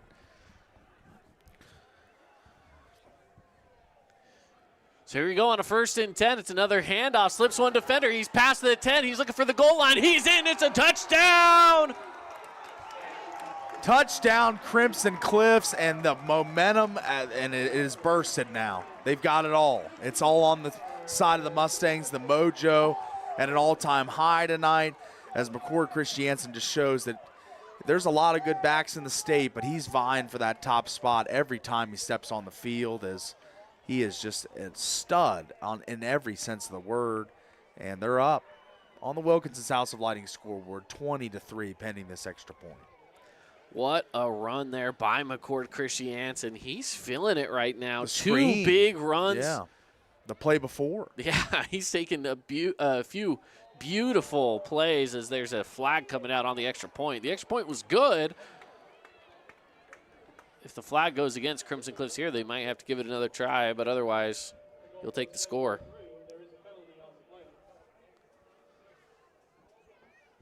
I'm just waiting to see what that penalty call is.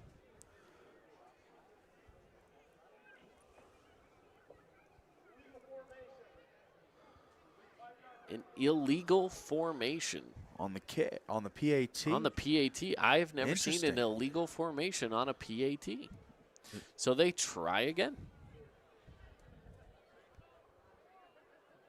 Back them up 5 yards.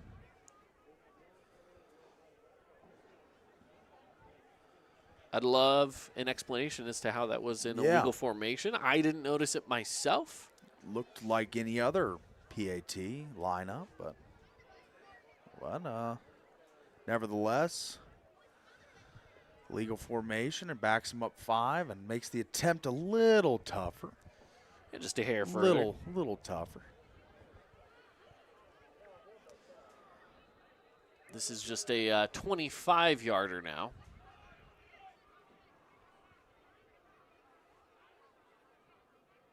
Snap and kick, and it is good.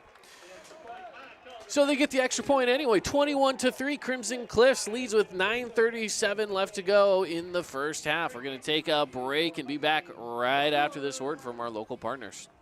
Create your own relaxing, comfortable space. Boulevard Home offers the guaranteed best prices on furniture, appliances, mattresses, and more. And buy with no interest financing. Shop Boulevard Home, because home is who we are. Fabulous Freddy's is the locals' choice for a full-service car wash. It's fast. Have your car washed in just 20 minutes or less. Fabulous Freddy's always keeps it clean inside and out, with 2 Southern Utah locations as well as in Vegas, Lehigh, and Sandy.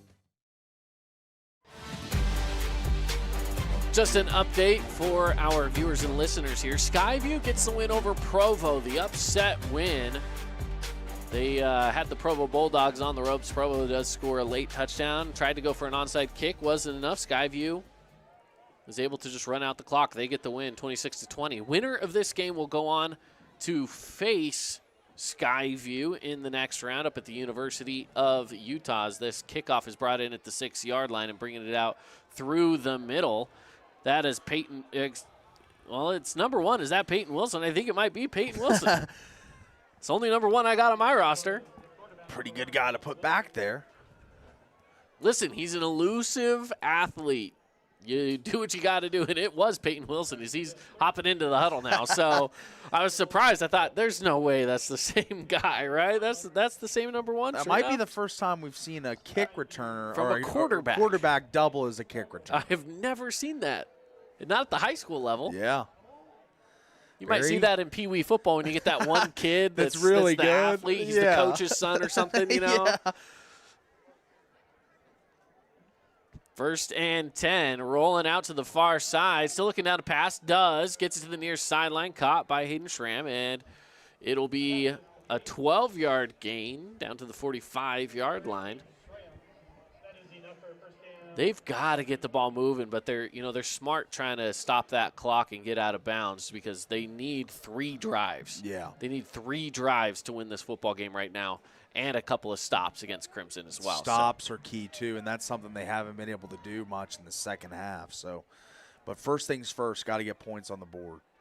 Another snap away here and looking to pass. Some pressure coming at his back. He's going to run off with it, throw it down to the near sideline again.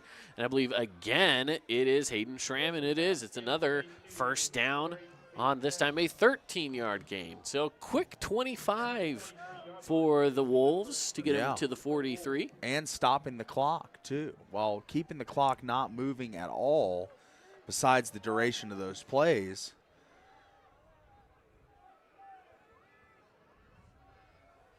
Kind of slow to get the snap off, though. And snap is finally away. Good blocking there as well by the back. Dumps it off across the middle. It's caught and trying to get up and out of bounds. And no, he comes back infield. Fumble, ball on the ground. I think Green Canyon's able to recover. I think the Wolves got it, back on it. But it was an easy first down. Yeah, Wolves definitely recover it, and so they'll set up shop at the 22-yard line and try to move this thing quick as the clock is ticking down here as they cut back inside on that play. Trips near side for the Wolves. Wilson takes the snap. He's looking to pass. Pressure coming around him. Pocket collapses, dives it off. No, incomplete as he dumps it off over to Colby Knight. Nothing there. Stops the clock, though, for you if you're the Wolves right now. Yeah, and Wilson has really done a great job getting out of the pocket. I mean, the 2 sideline throws he made on the previous throws to move him down this drive, he eluded rushers and threw to the open man, and now he had an open man there, just missed him, but let's see if they're able to cash this one in and tighten this one up in the later stages. So on 2nd and 10. Here's the snap with Wilson looking, still looking downfield. Pressure finally getting towards him. He's going to go down with it for a loss of 7. And a flag comes in behind the play. It was in the area of the quarterback. I believe this one's here. Based off the flag, I don't know if this one goes against the Mustangs. I think it might. Officials pointing in the direction. They are pointing at the Mustangs. Yeah.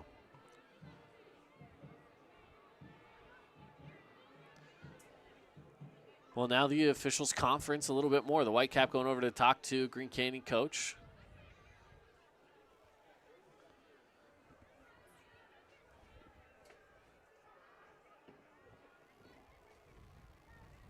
Again, more discussion out there on the field as we await to see what happens.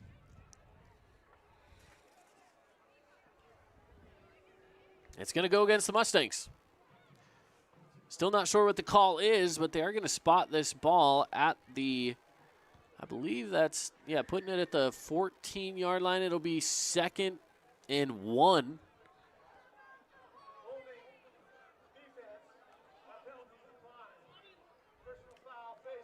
So there was a face masking call. That's what the official call was. That's going to give the Wolves an ability to try and get in here and push closer in this game. Down 21-3 on the Wilkinson's House Now, scoreboard. Now, I'm curious because shouldn't that be from the original line, not where he went down? So it should be a first down, right? Wouldn't they spot that 10 yards from where the play started? I would have assumed so, yes. And it was a 2nd and 10? It was, so it should be a first down. down. So instead of it being where he went down, shouldn't it be where they started? Correct. That's what I would think, but.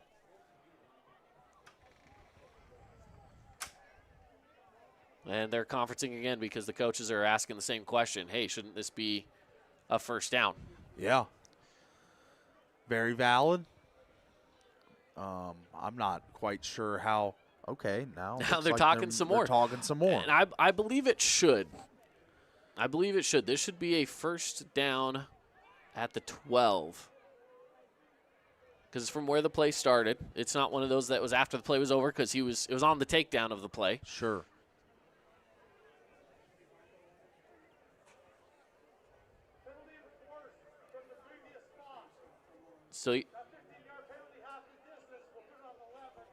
So they'll put the ball at the 11, considering that it's a face mask. And again, it should have been a 15-yard penalty. They marked it as a 10. So it should have been a 15 in the first place from where the play started. It is a first down at the 11-yard line. They go quick. Pass is incomplete. It brings up 2nd down. So 2nd and 10 from the 11. Quarterback takes a little bit of a hit, and he's shaking. He's down on the turf right now, just kind of squatting. The defensive pressure from the Mustangs got back there pretty quickly, and he's kind of looking off to the sideline right now. Going to stay in this game, but just a little shaken up there is Peyton Wilson.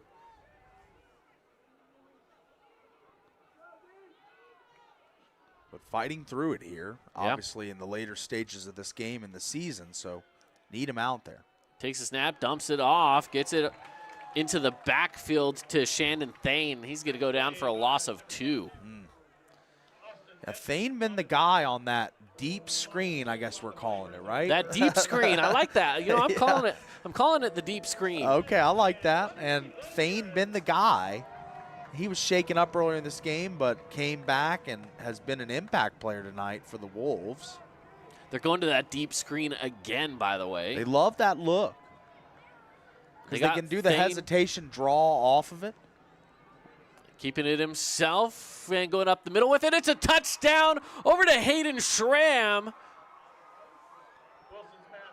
Wow. Great play there by the Wolves. Yeah, I'd love to see Schramm get open more in this game, but he finally makes his name known here and scores and finds pay dirt, as it's been a relatively quiet night for the over 1,000-yard receiver, but shrugs off a Crimson defender as we see there in the end zone. A little late on the play. Lincoln Langston was kind of coming in hot, so. But that's exactly what they needed. They needed to score on this drive. And they did just that. And they did so without taking too much time off the clock. It's 7:35 left to play here in the game. They're going to go for 2 as well. They send a guy in motion. It's Wilson on the snap, looking to the corner, turn around, no. And a pass interference is the call. Wow. Wow. So Michael Peterson was there in the end zone.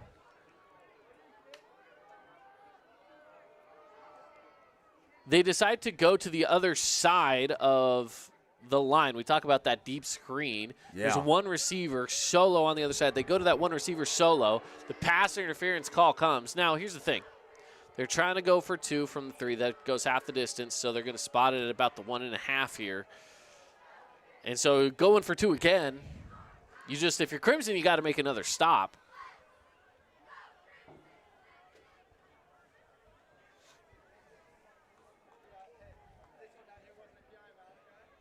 I don't know if that was a pass interference call. That's a dicey call. It was the last second he let go, but here's the thing. He let go and was able to bat the ball away. To me, I don't know. That's a tough call to make. Yeah, it is. Tough one. I don't envy being an official. Me neither. It's a tough job. One of the toughest jobs in America. Keeping it himself, looking for the end zone, and Got he's it. going to find it. Wilson gets in for the extra points on the 2-point conversion. Brings him up to 11. So it's just a 10. Here's the good thing about this being now a 10-point ball game. If you are Green Canyon, you can go touchdown with just an easy field goal and just get into field goal range and you tie this thing up. So within 2 drives, if you can do that, yeah, you can get into it with a 10-point game here. And there's enough time. You know, with 7:35 left, 10-point game, plenty of time. Just got to get stops. That's the most important thing at this point in the game. Yeah. In this juncture, you've got to be able to shut down the humming running game of the Crimson Cliffs Mustangs. In the second half, they have really taken off. We'll get the final stats at the end of the game, but sure, it's going to be gargantuan numbers for the Mustangs on the ground. Well, now the Mustangs, they're prepped for an onside kick here as well. They only have 1 guy back. They've got 10 on their special teams unit right up against that 50-yard line. Getting ready for Tanner Holt to kick this one away here. Looking for some sort of an onside formation, and indeed it is. There is a flag, and that might be illegal formation because I don't think they can bunch up like that according to these officials.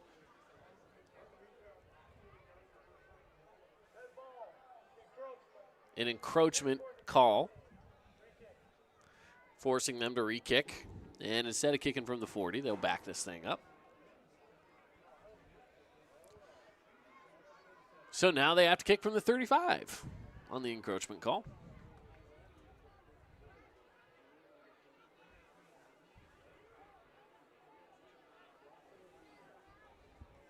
And I'm sure they're still going to try this onside kick because at this point in the game, you might have to do that.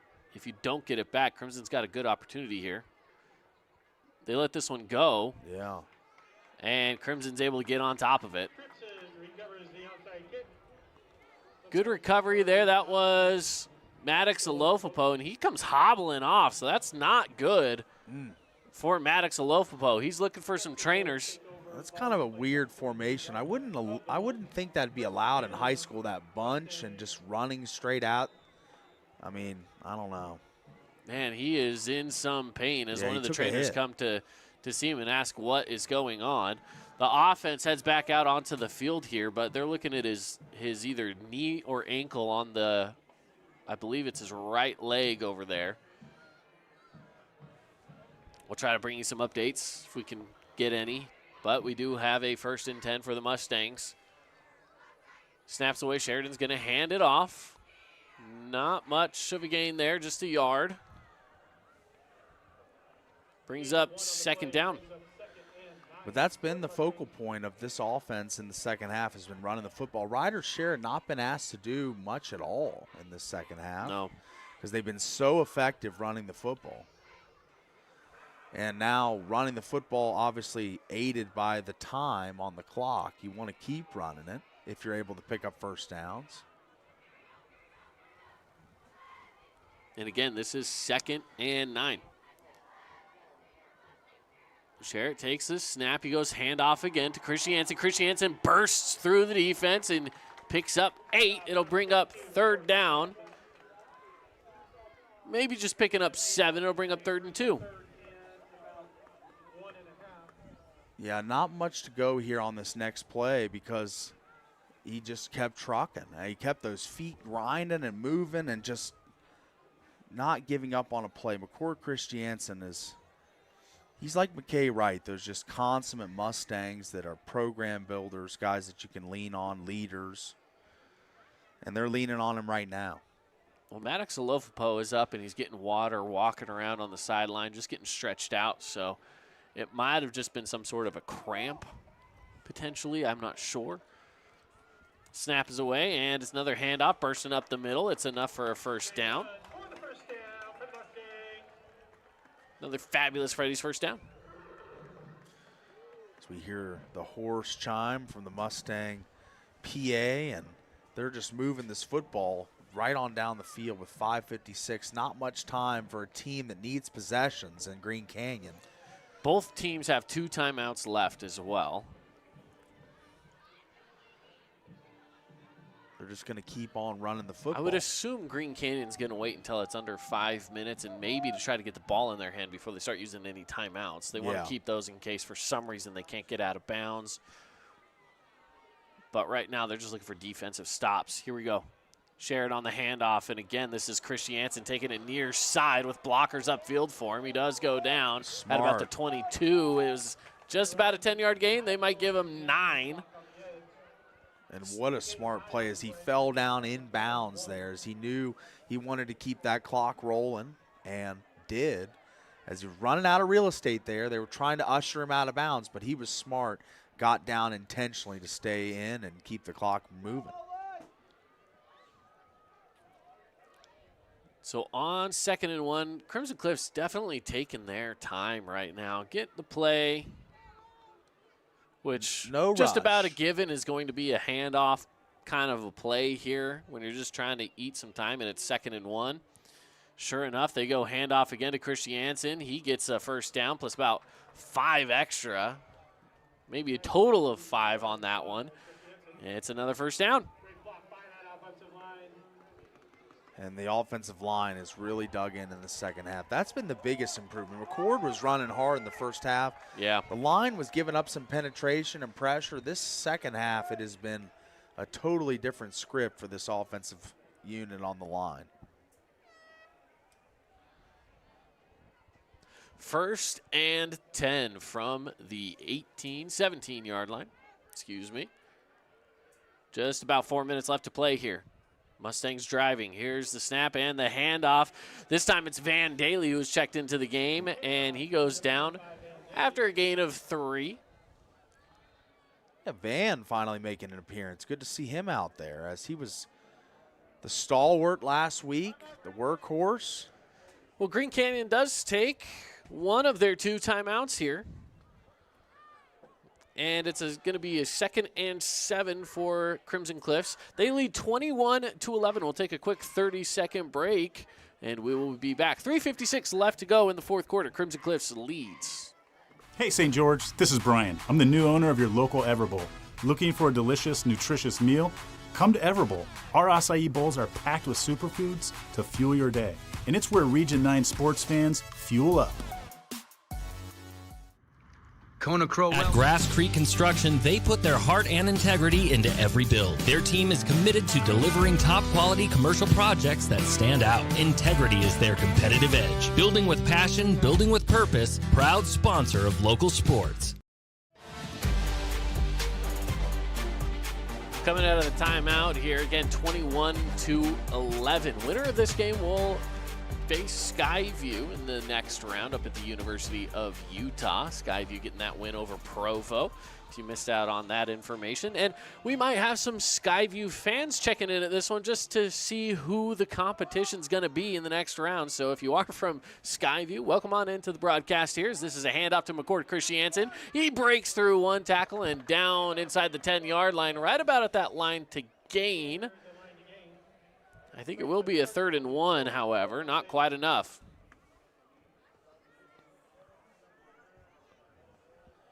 And we tick under 4 minutes here, 3:35 and counting, as it's getting the odds getting long now for the Wolves, as this one getting away as far as the time goes. They needed 2 possessions to get back in this one, and looking to be 3 here if the Mustangs are able to score a touchdown. Absolutely. So here we go on a 3rd and short. Going for the handoff again to Christiansen. He spins around down inside the 5-yard line. Again, it's enough for first down. 1st and goal from the 4 is where the Mustangs are going to set up shop.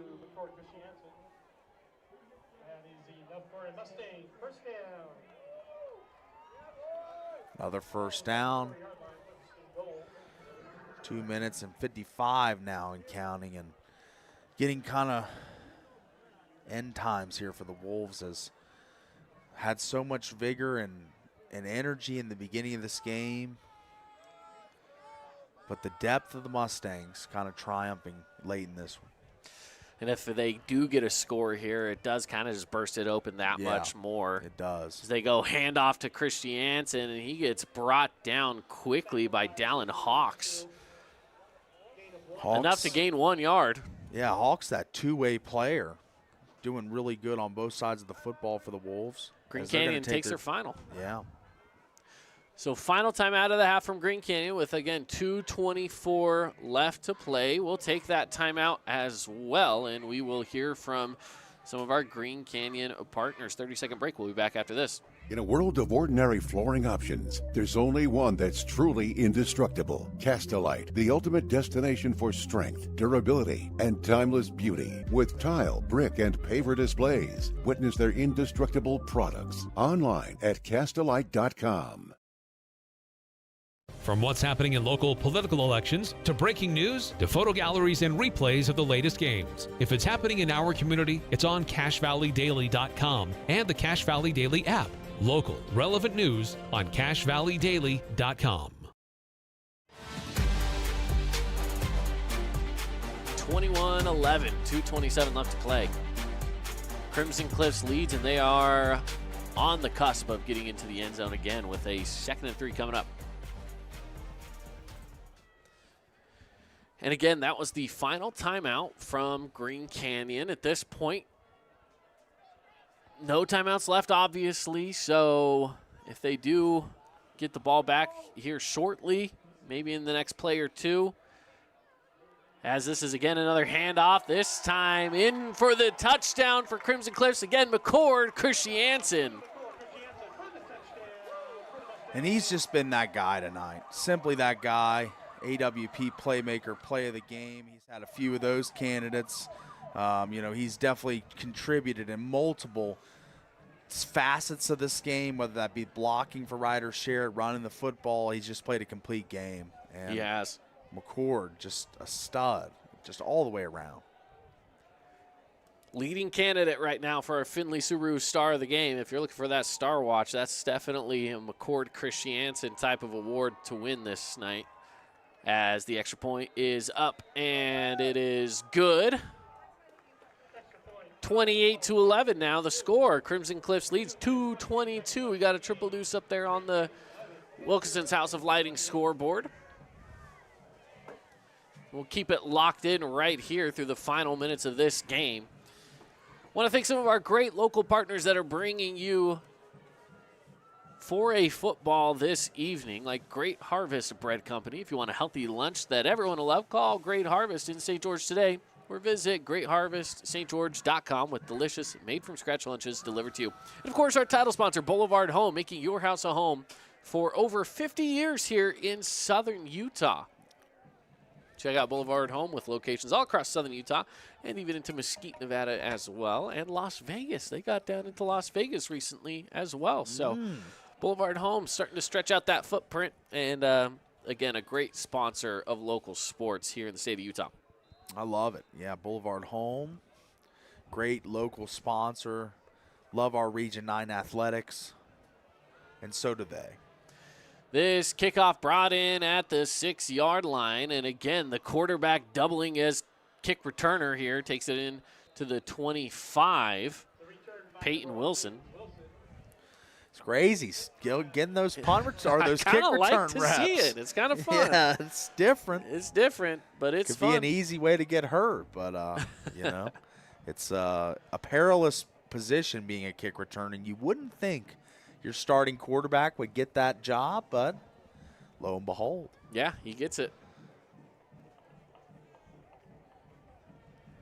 So first play of the drive here for Green Canyon. They're going to have to move this ball quick, looking for some quick passing plays. He's going to run this on Wilson. Takes a shot downfield a ways. Gets maybe 6 on this one.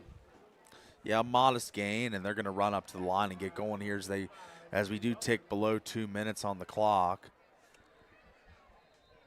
And play blown dead. The Mustangs are going to take a timeout here. I think he just wants to, Coach Alofa wants to take a quick talk to his defense and just say, hey, here's the game plan. Yeah. They're going to go quick. They're going to pass. They're going to try to do what they can to get downfield. Secondary be ready, but also be ready for maybe a quick run from the quarterback to try to ditch out of bounds. So, yeah, we'll see what Crimson Cliffs cooks up defensively here, but more importantly, what does Green Canyon do as they are still down now by enough. They're going to need the ball back in their possession a few different times to try to make this game theirs at the end of it. Yeah, they're going to need some onside kicks, some miracles, some magic, whatever you want to call it, but it is not going to be easy with 1 minute and 53 seconds left.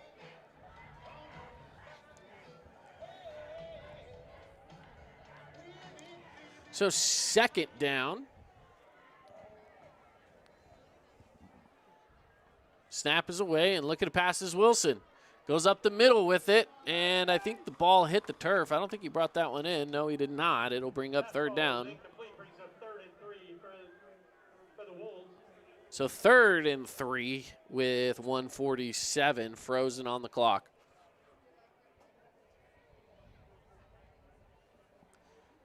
If everything goes according to the way the game is set right now, Crimson Cliffs will move on to face Skyview in the next round up at the University of Utah. Bring you more details about what that schedule could look like coming up here in just a little bit.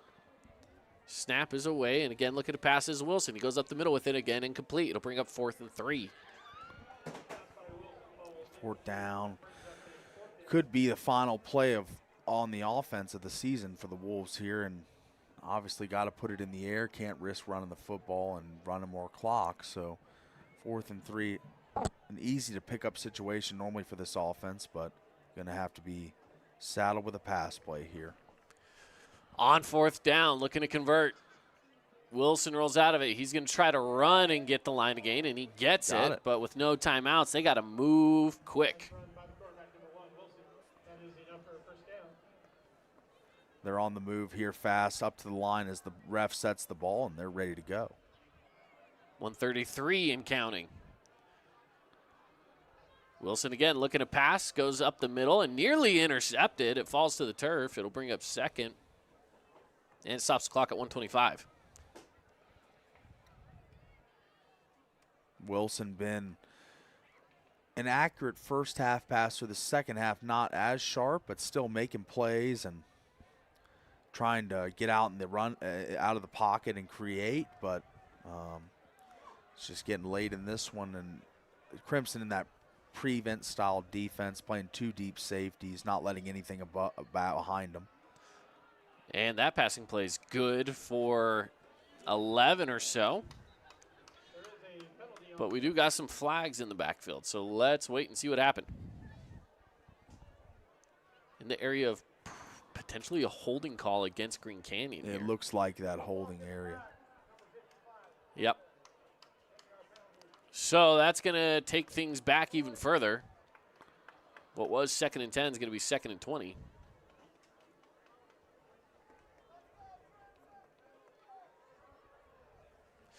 With 1:20 left to play here in this game as well. So again, the upcoming game in the next round is going to be, at least for this side of the bracket, as this play again on 2nd and long, they go to the outside. It's caught for about 12 yards. So it will now be 3rd down and 8 to go.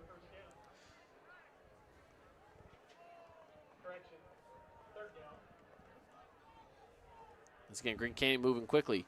6 o'clock, though, on the 15th. That's the time of scheduled game play for the next round, whoever wins this one. Rolling out near side, caught again. Brought down in bounds, though, so the clock's going to keep on rolling. And it'll be 4th down. No, they moved the sticks. Yeah, he got enough. Mm-hmm. But now the clock on the move, as the Wolves did a really good job getting out of bounds on the previous plays, but that time tackled in the field of play, and we tick under a minute here, 53 seconds and counting. Snap away. Wilson looking to pass. He might tuck it and run. He evades some defenders, pulls the ball back, looking to pass again as more defense comes at him, crossing the line of scrimmage and going out of bounds with it, crossing the 50-yard line as well.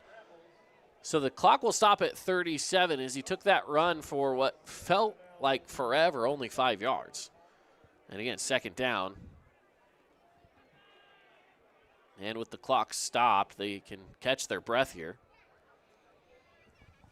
And the Wolves season about to come to an end. It's teetering, yeah. It's 37 seconds till the end of the season for them. A valiant effort today for the Wolves. Really good first half. Kind of got away from them in the second. Snaps away and looking to that outside lane. And with the lane up the middle, going to run it all the way down to about the 27 before stopping the clock at 30. So it's a fresh set of downs again. Yeah, at the 27 he made it all the way down to. What a run along the sideline there. 30 seconds remaining. 28-11 on the Wilkinson's House of Lighting scoreboard.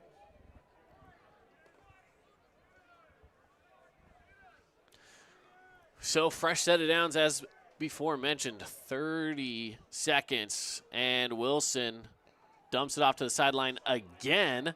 This time gets it into the 5-yard line. Hayden Schramm has been really effective on this drive. He came in leading the team in receiving yards, averaging over 100 a game, had 14 touchdowns, 1,000 plus on the season. He's a guy that creates space, gets open, and as he did on that play, just there. Now, there was a flag on this near sideline as well. That's why we got this stoppage of play down there. 23 seconds on the clock right now, but this one might come back. They are going to wave it off. No flag on the play. All right, first down and goal at about the 4. It might be where they spot this one. It is indeed at the 4. So they can punch this one in here, and if they do, again, quickly go for that onside kick. They still might need just a little bit more in the tank, though, to get this done. Let's see.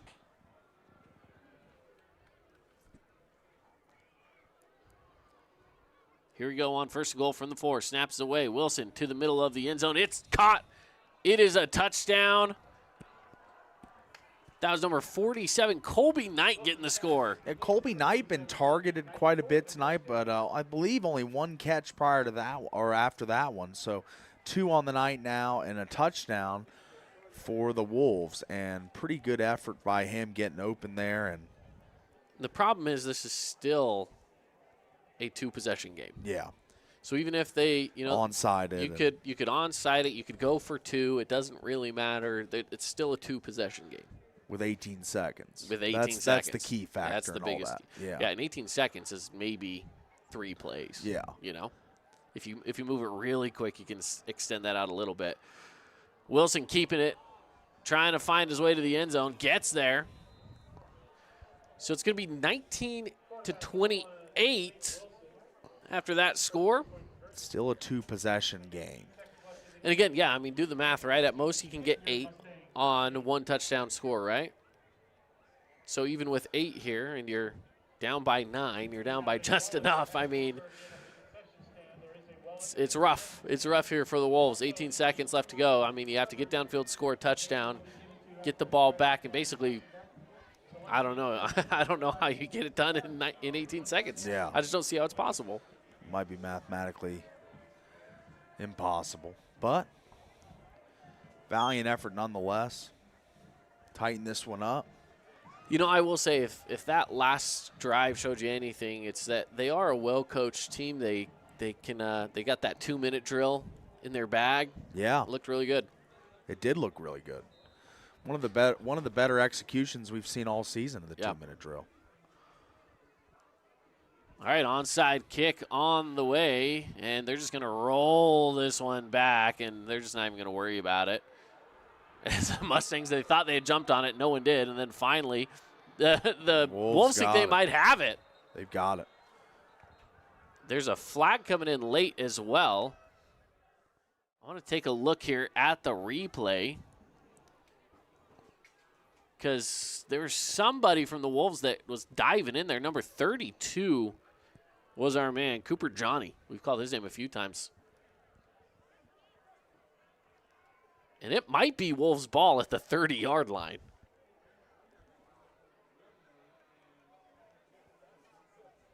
Or at least right about there.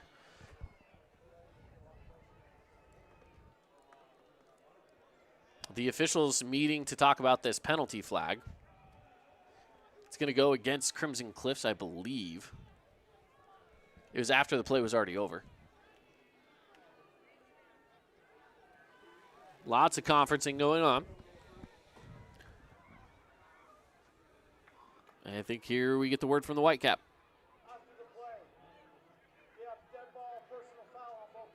So, personal foul against both teams. Offsetting penalties. So, Green Canyon recovered the ball. Yes. This is Green Canyon's ball here at the 30-yard line. I mean, talk about the miracle they needed. The problem is on the kickoff, so much time went off the clock. They basically just have to go to the end zone on this one play. I mean, we talked about a miracle. This could be their miracle. Here we go, Wilson.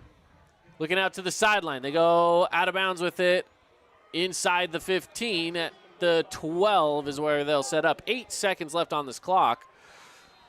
I still just don't think it's enough. I don't think you have enough here. Crimson Cliffs is going to call their final timeout. Coach Alofopo fired up talking to his defense. We'll keep it locked in right here for the final 8 seconds of this game. 28-19, Crimson Cliffs leads. Again, it's a 2-score game if Green Canyon wants to find themselves the victors at the end of it. 9-point ball game, 8 seconds. Theoretically, it's technically possible, right? Score on this play, onside. In theory, it's possible. Okay. It's possible. I like that. In theory.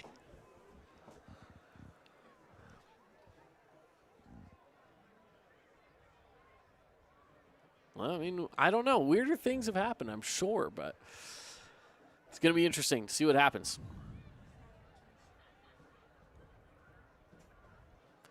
So as both teams head back out onto the field,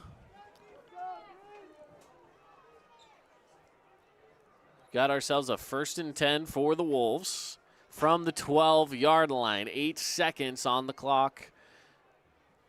And they got to go quick. Low snap. Wilson's going to look to pass. He's going to take a shot towards the end zone. Incomplete. Now, then that will do it. There's no time to get 2 scores here now. Not with 2 seconds. You barely have time to get 1. And do the Wolves have another timeout? No. I don't see that they Nope, do. And they do not. They're going to the sideline. So the coach hurried and ran out onto the field to kind of give him one quick play call because they do not have another timeout. So this will be a win for the Mustangs at the end of it all here. There's just no time left. And the clock strikes 0, taking a shot to the end zone. It will be a touchdown. It will, however, not be enough. Touchdown by Hayden Schramm.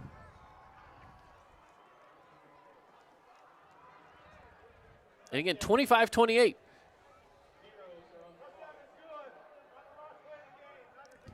That's it. So that's it. They don't even get to try the extra point because the game's over. So 28-25, the final score of this game. Crimson Cliffs, in what kind of felt like a big-time Crimson Cliffs win, ends up being kind of a tight score there towards the end of it with Green Canyon really doing a good job of a comeback and intense drives, an onside recovery. So many things went their way there towards the tail end of the 4th quarter, but Crimson Cliffs just had enough of a buffer to get the win. Again, 28-25. We're going to step aside, take a quick 1-minute break. When we come back, it's the Johnson Pediatric Dentistry post-game show here at the Fan Sports Network. We will be back right after this. Create your own relaxing, comfortable space. Boulevard Home offers the guaranteed best prices on furniture, appliances, mattresses, and more. And buy with no interest financing. Shop Boulevard Home, because home is who we are. When it comes to your child's teeth, Dr. Cody and his experienced staff at Johnson Pediatric Dentistry are game changers. So when it comes to checkups, a toothache, or any problem with your kid's teeth, call experienced veteran Dr. Cody Johnson at Johnson Pediatric Dentistry, 628-0511. Asphalt. It's not something we think about much except when it's in bad shape. At Holbrook Asphalt, we help cities, HOAs, and businesses avoid replacing painfully expensive roads and parking lots. To avoid the cost of replacing asphalt, you must effectively preserve it while it's still in good condition. University research has shown Holbrook Asphalt's HA5 slows asphalt aging by 67%. We make your pavement assets last longer, cost less to own, all while achieving higher property values. Visit holbrookasphalt.com to discover more.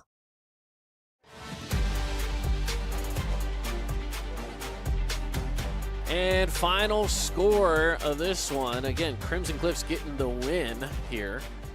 And good win there, 28 for Crimson Cliffs at the tail end of it all. And just not enough, 25 from Green Canyon and the Wolves. And into the Johnson Pediatric Dentistry postgame show we go. We appreciate you joining us here in the postgame show. And Dr. Cody at Johnson Pediatric Dentistry makes your kids feel right at home. Johnson Pediatrics always has that new patient special with cleaning, exam, and x-rays for just $79. So check them out. Call them 435-628-0511. All right, this side of the postgame show here. Kid and Master Paul Ratliff, Crimson Cliffs moves on. They'll go face Skyview in the next round of the playoffs up at the University of Utah.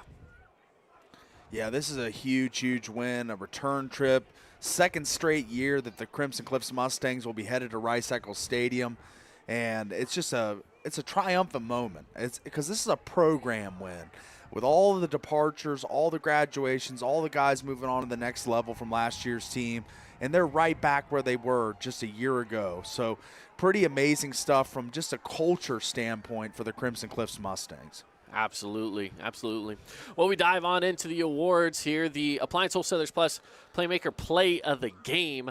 I'm going to say it was that interception at the goal line. McKay Wright got in there, took the ball away, and that then led to a drive to the other side. So really it's a 14-point swing if you kind of want to look at it that way. 7 away from Green Canyon. You give 7 to Crimson Cliffs at the tail end of it all. Big-time play there by McKay Wright. I'm going to agree with you there. I like how he snared it, kind of tipped it to himself, one-handed.